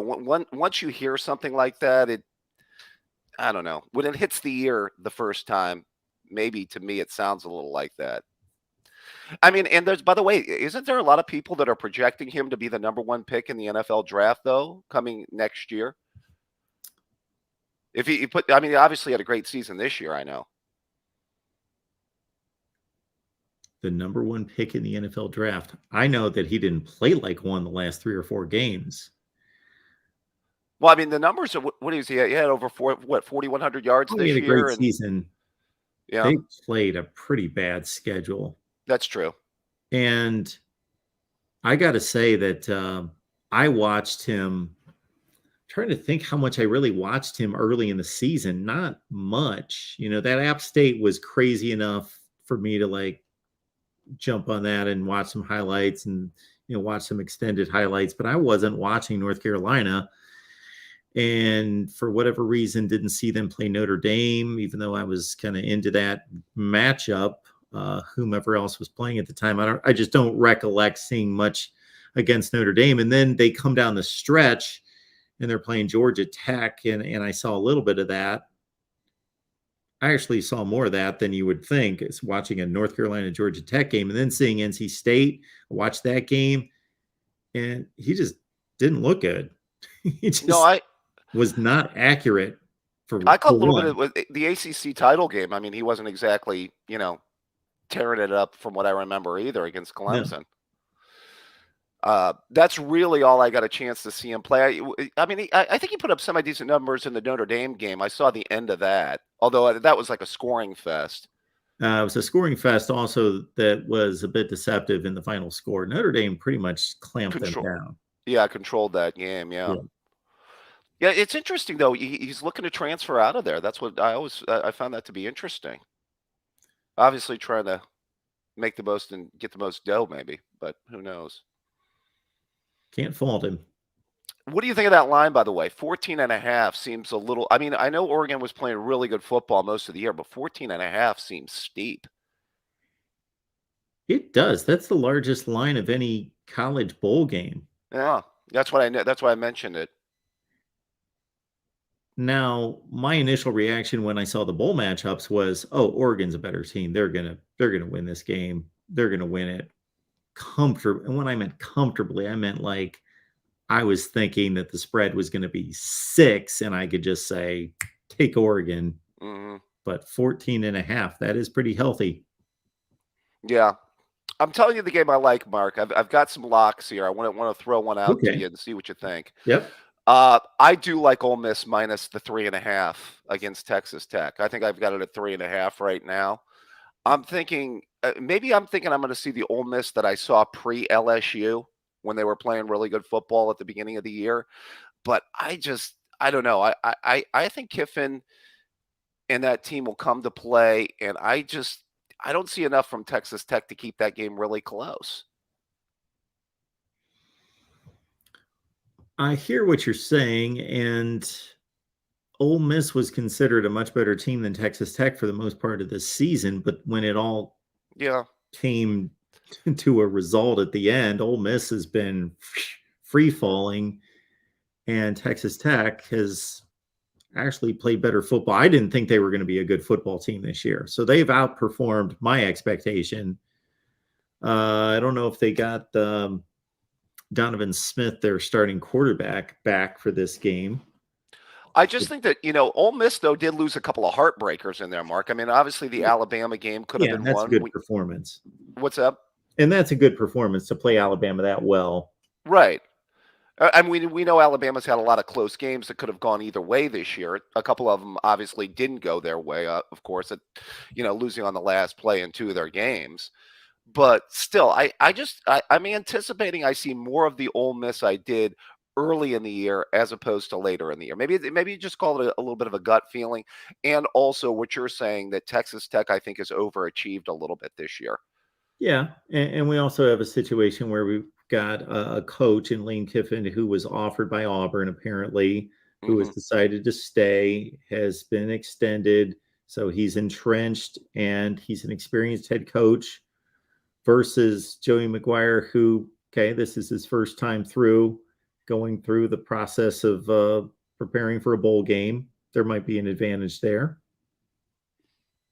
Yeah, that's what I'm looking at. I also want to get to one other thing, and then I want to get to a little bit of Peach Bowl analysis with you, Mark. The other game I was thinking about, what is your early feel on the Rose Bowl? Well, I do really like the matchup in terms of it being a physical game and a close game. Okay. Yeah, I don't have I keep hearing from people. Of course, Sean Clifford is the most disrespected quarterback in the nation. So except for you, Mark, you're the one with all the Sean Clifford love. By the way, you have all the Sean Clifford love. I don't think Cam Rising's like significantly better than Sean Clifford. Like I don't see that.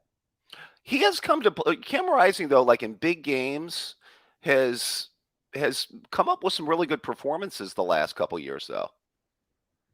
Okay, the Ohio State game. He played well in both USC games this year. Yeah, I know that he did the first one. The second one, of course, they won by a wide margin and scored 47 points. I don't know if that was, I don't remember.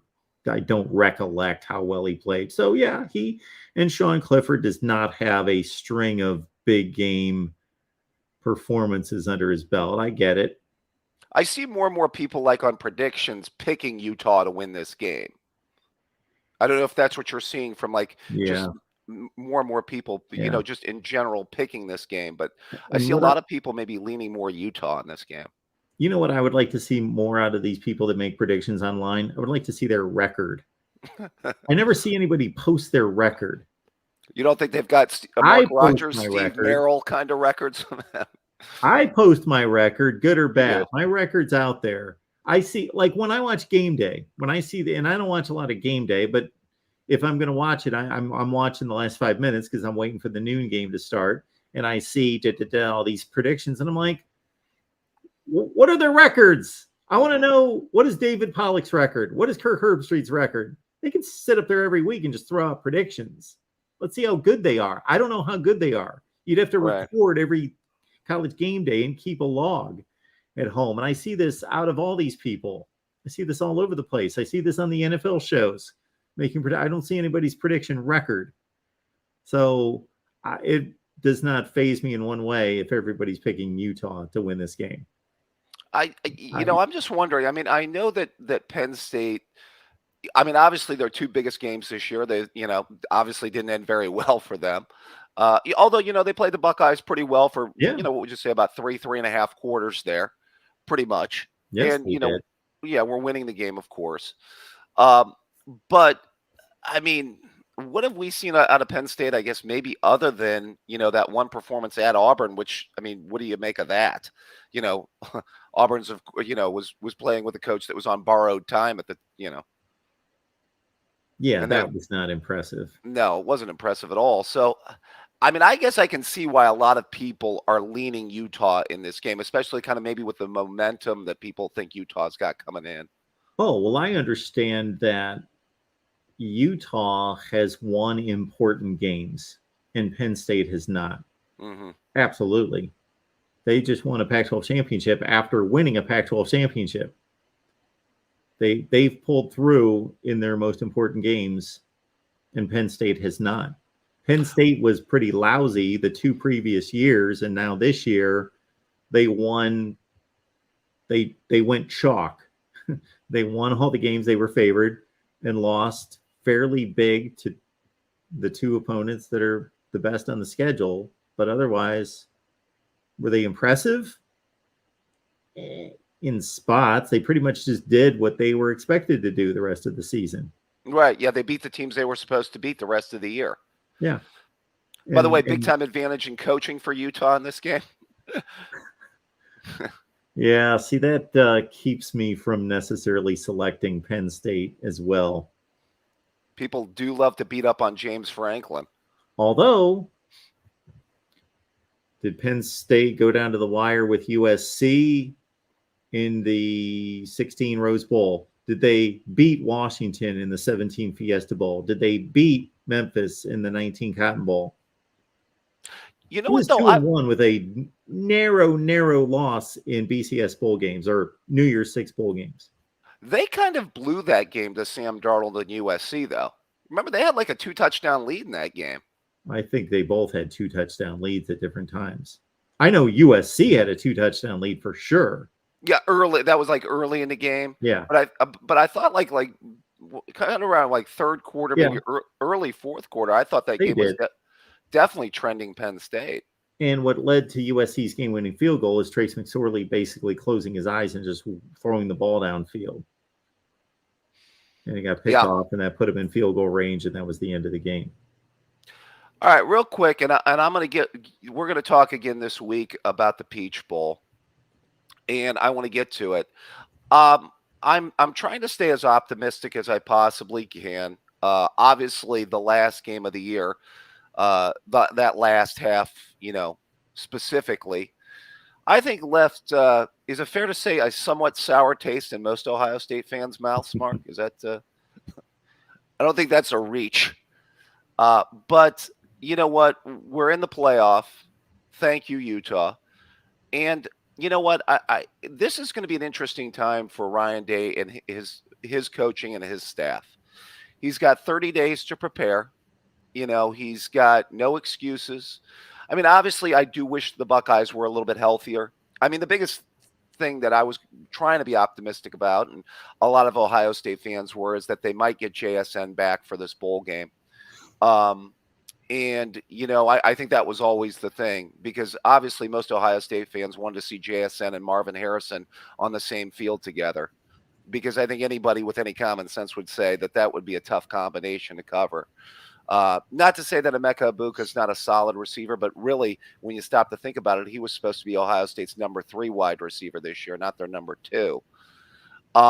And just a couple of interesting things to watch for in that game. And that's one of the areas where I'm going to find interesting in this game. Number one, I think how well particularly the interior of Ohio State's offensive line is going to play against Jalen Carter, who I think is the best defensive player, no doubt the best defensive lineman, but the best defensive player probably in the country. Going to be a very high pick in the draft, is going to be really interesting. And then the other thing for me in Ohio State, and I was just kind of going there, is who other than Egbuka and Harrison can maybe step up and make plays?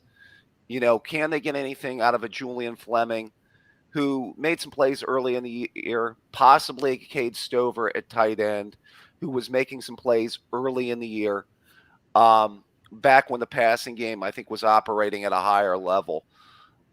Those are going to be two things I'm going to be watching for. I don't know if you have some early keys to this game, but I'd be more than happy to hear them.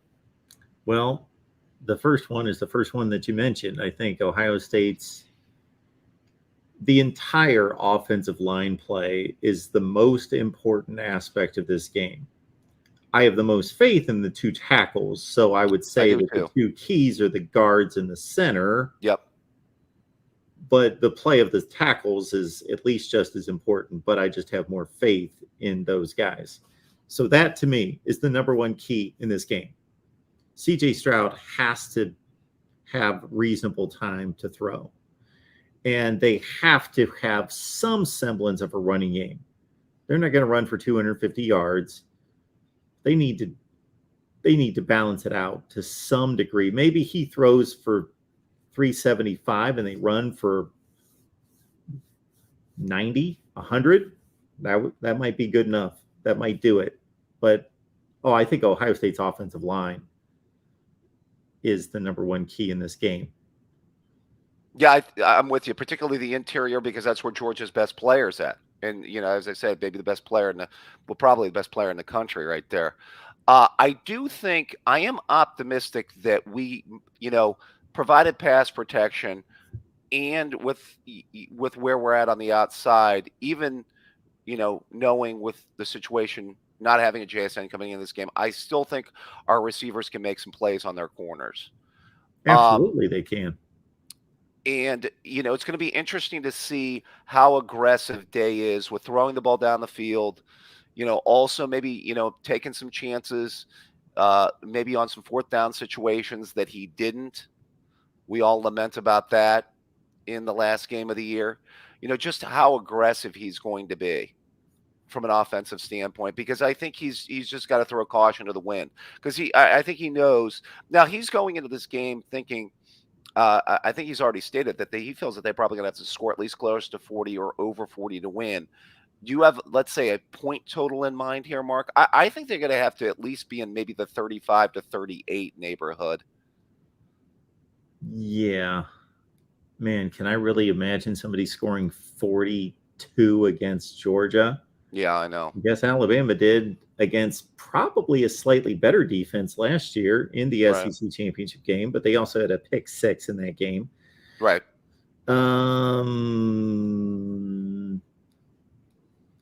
Yeah, I think if Ohio State wins this game, I think it's going to be 38-35, 35-31. That's their low scoring range. Lowest point total you could see them winning the game with. 35-ish. Okay. Maybe 31-27. Maybe. See, the thing about it is anytime this pass defense has bothered me the entire year. And I said it early. I mean, for me, it was really the corners. I didn't like the corners. But if you go back and you watch the last game of the year, it was their safeties that didn't have good games. You look at 2 of the long touchdown passes they got against safeties. And our safety play had been pretty good most of the year up until that last game. Yeah, I started watching that game a few nights ago and watched the first half. Got through that far. And it was a topic that came up this last week on the Ohio State show, was just the recruiting, development, and level of play in the secondary. If that was the standard of 2013 or 14, well, I don't mean the play of 2013, but 2014 for the next couple seasons, it would be a much better defense and a much better shot in this game if it was an elite level of defensive back play and not okay. Right. Well, I mean, every really good Ohio State defense I've had, and the last really good one in 2019 had a really good secondary. I mean, it's no coincidence, and I mean, for me, it was mostly the corners, but that last game gave me concern about the safety play, and especially going up against Georgia with their tight ends. That's going to be really interesting and difficult. Yes, difficult. Yeah.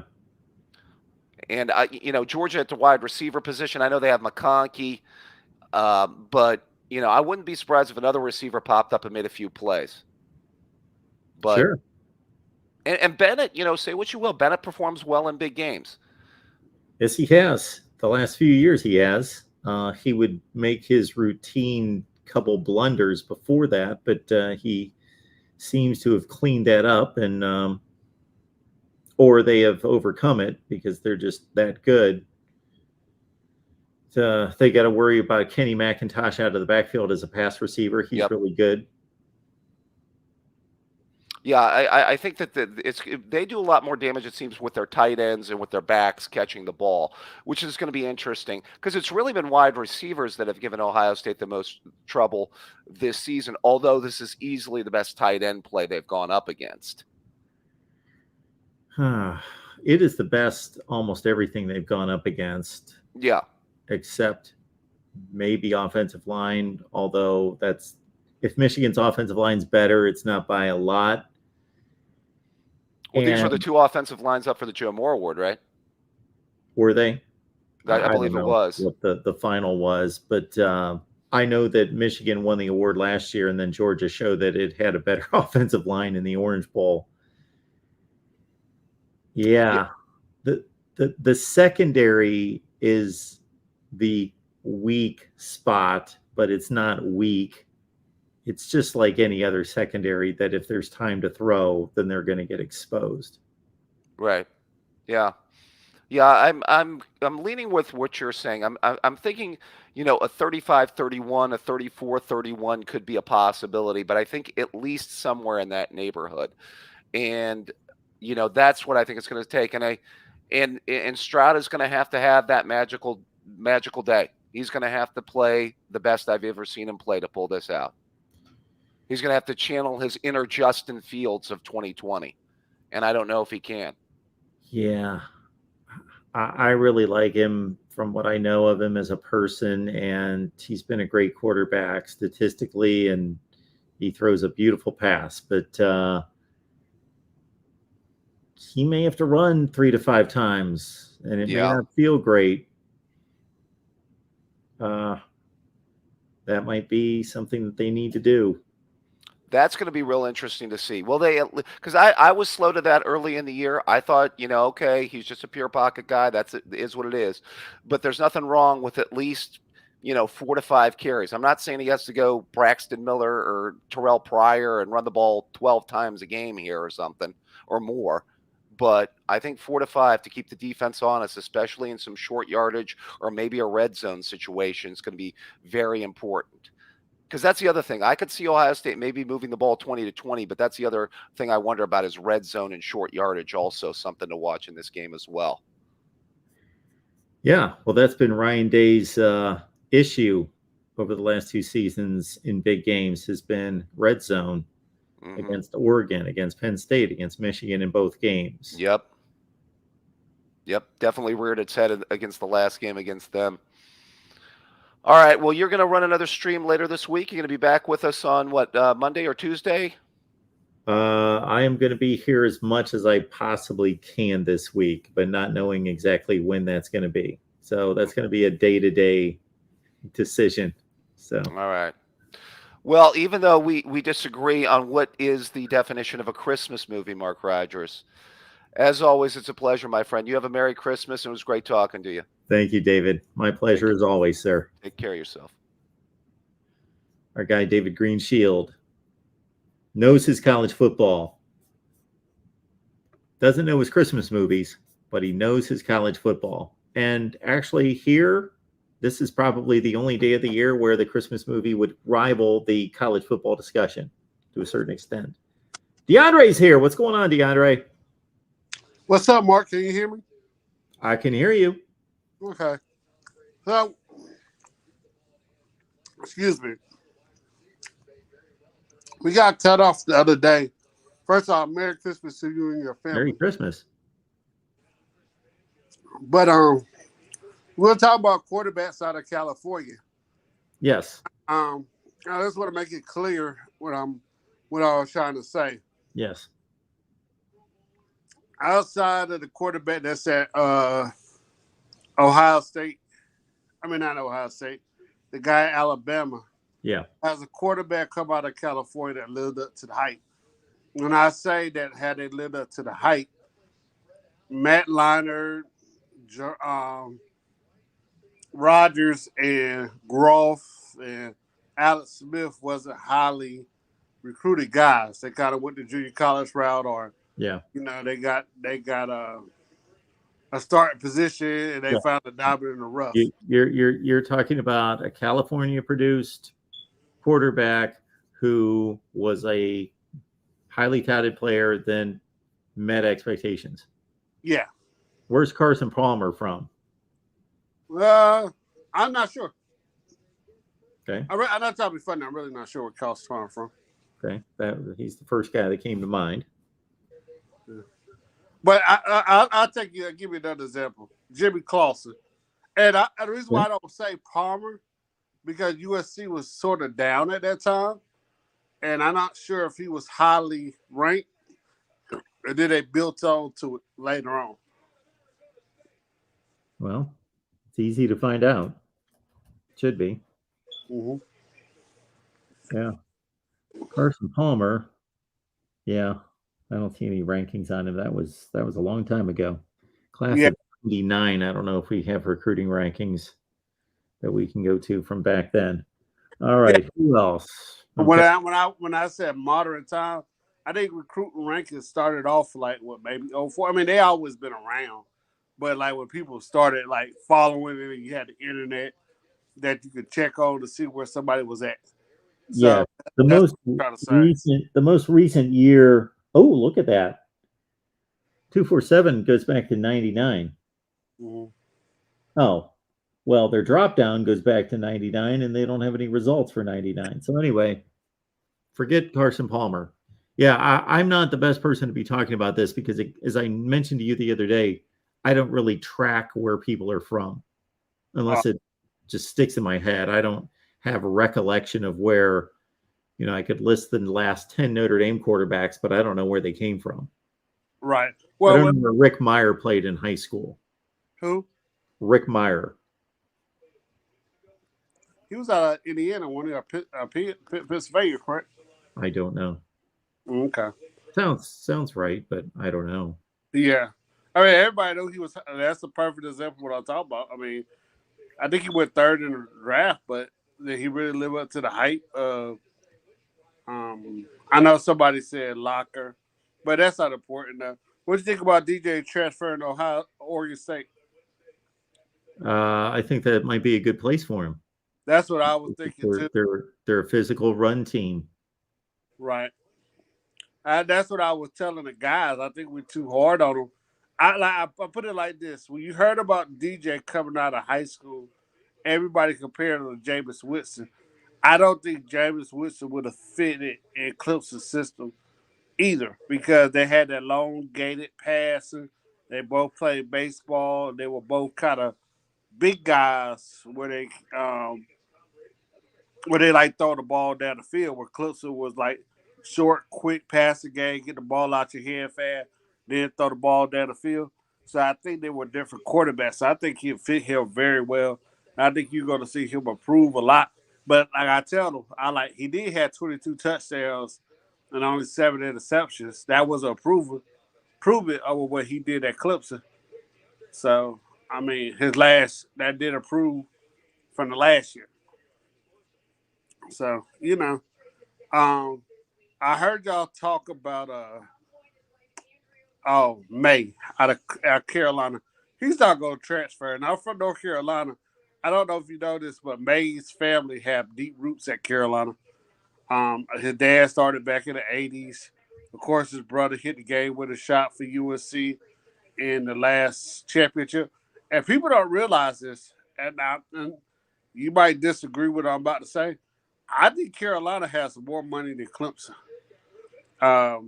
From a sports standpoint, because they have a lot of doctors and lawyers that graduate from the area, a lot of research people, and then the fact that you got Michael Jordan back in the school with Nike and Lawrence Taylor and people like that.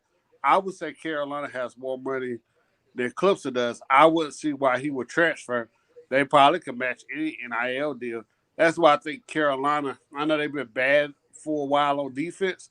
That's why I think they're going to be on a come up. I thought they was, but they have an approval on defense. So I don't think he's going to leave. I think they've been recruiting highly over the last couple of years, too. I just found an article on Max Preps that is ranking the states in terms of producing quarterbacks all time and has California #1. Right.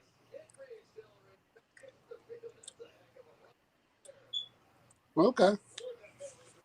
Now, that doesn't take into consideration what you were talking about with quarterbacks that were under the radar that proved to be great, because their top 5 guys are, and I don't know what this number means next to this, but Aaron Rodgers, Tom Brady, Carson Palmer, Jeff Garcia, and Alex Smith. Okay. I give you that. But, and I want to say this clearly. Tom Brady was the number 7 quarterback on the team. It was behind Drew Henson. Okay. Aaron Rodgers, okay, that's a JUCO ranking. Never mind. Right. That's what I said. I didn't even think David Groff went to junior college before he went to a 4-year school, if I'm not mistaken.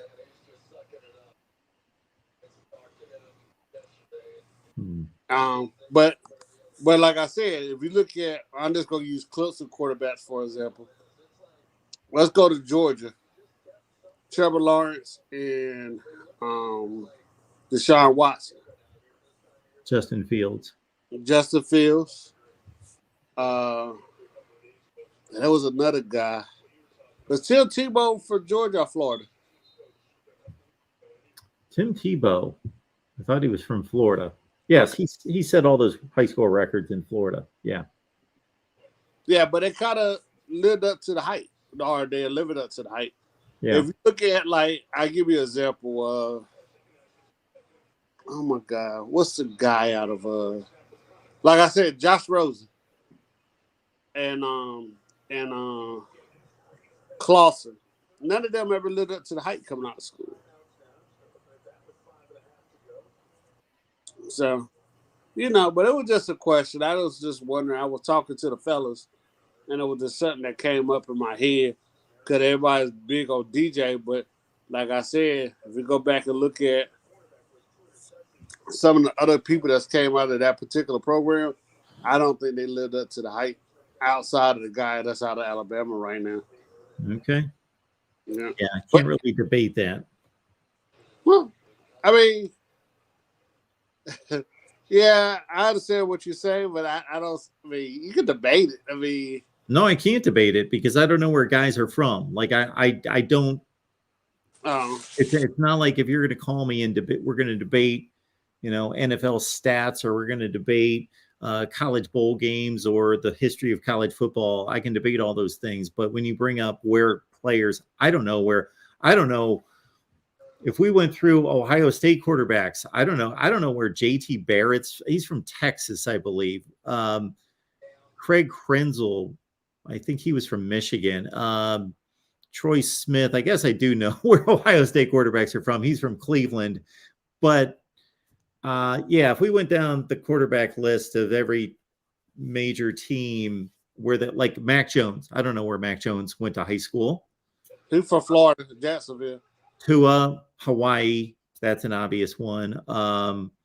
Blake Sims, Jake Coker, I assume went to Florida. I don't know where he's from. AJ McCarron, I don't know where he played high school football. Yeah, I just don't keep track of that. I never will. It just doesn't stick to my brain. I don't pay attention.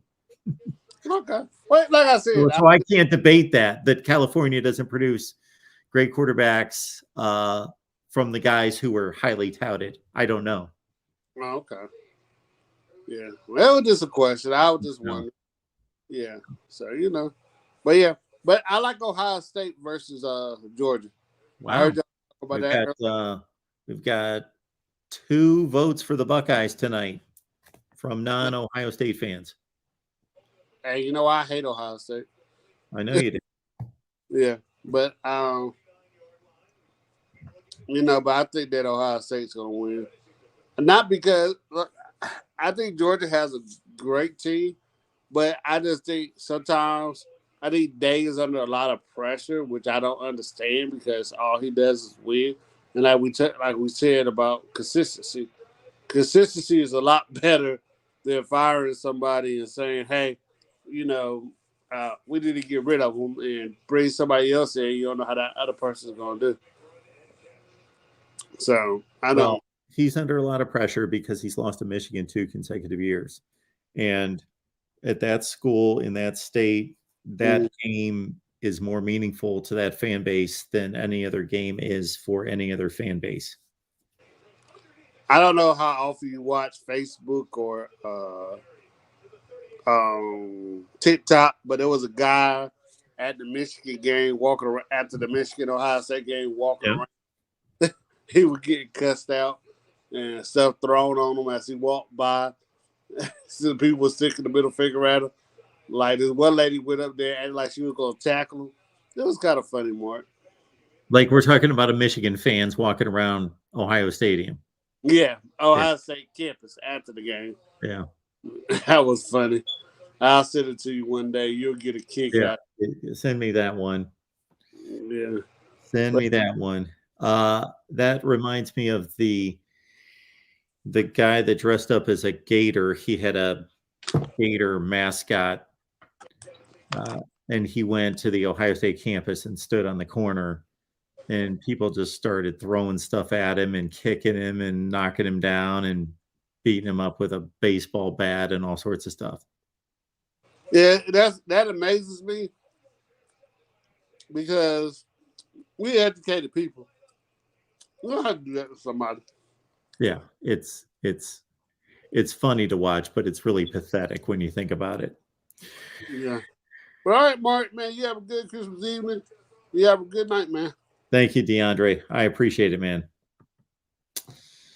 All right, folks, appreciate it. Here at the Voice of College Football, we had a great show tonight because of you, not because of me, because of you guys bringing it about Christmas movies and everything else you brought to the discussion. Charles, thank you so much for the compliment. We appreciate you. And yes, so this is going into bowl week.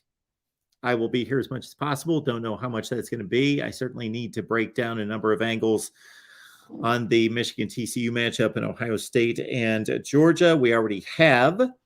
So be looking out for those videos, both on the Ohio State channel, the Michigan channel, and here on the main channel. And of course, on the various team channels we have. We've got our USC show coming up on Monday night. On Tuesday, we've got Nebraska and Iowa shows. On Wednesday, Ohio State, Oklahoma, Florida State, Michigan, and Miami. And so shows throughout the week here at the Voice of College Football. We will see you soon. And keep in mind, starting the first of the year, that week, we'll launch our new show, The One. See you soon.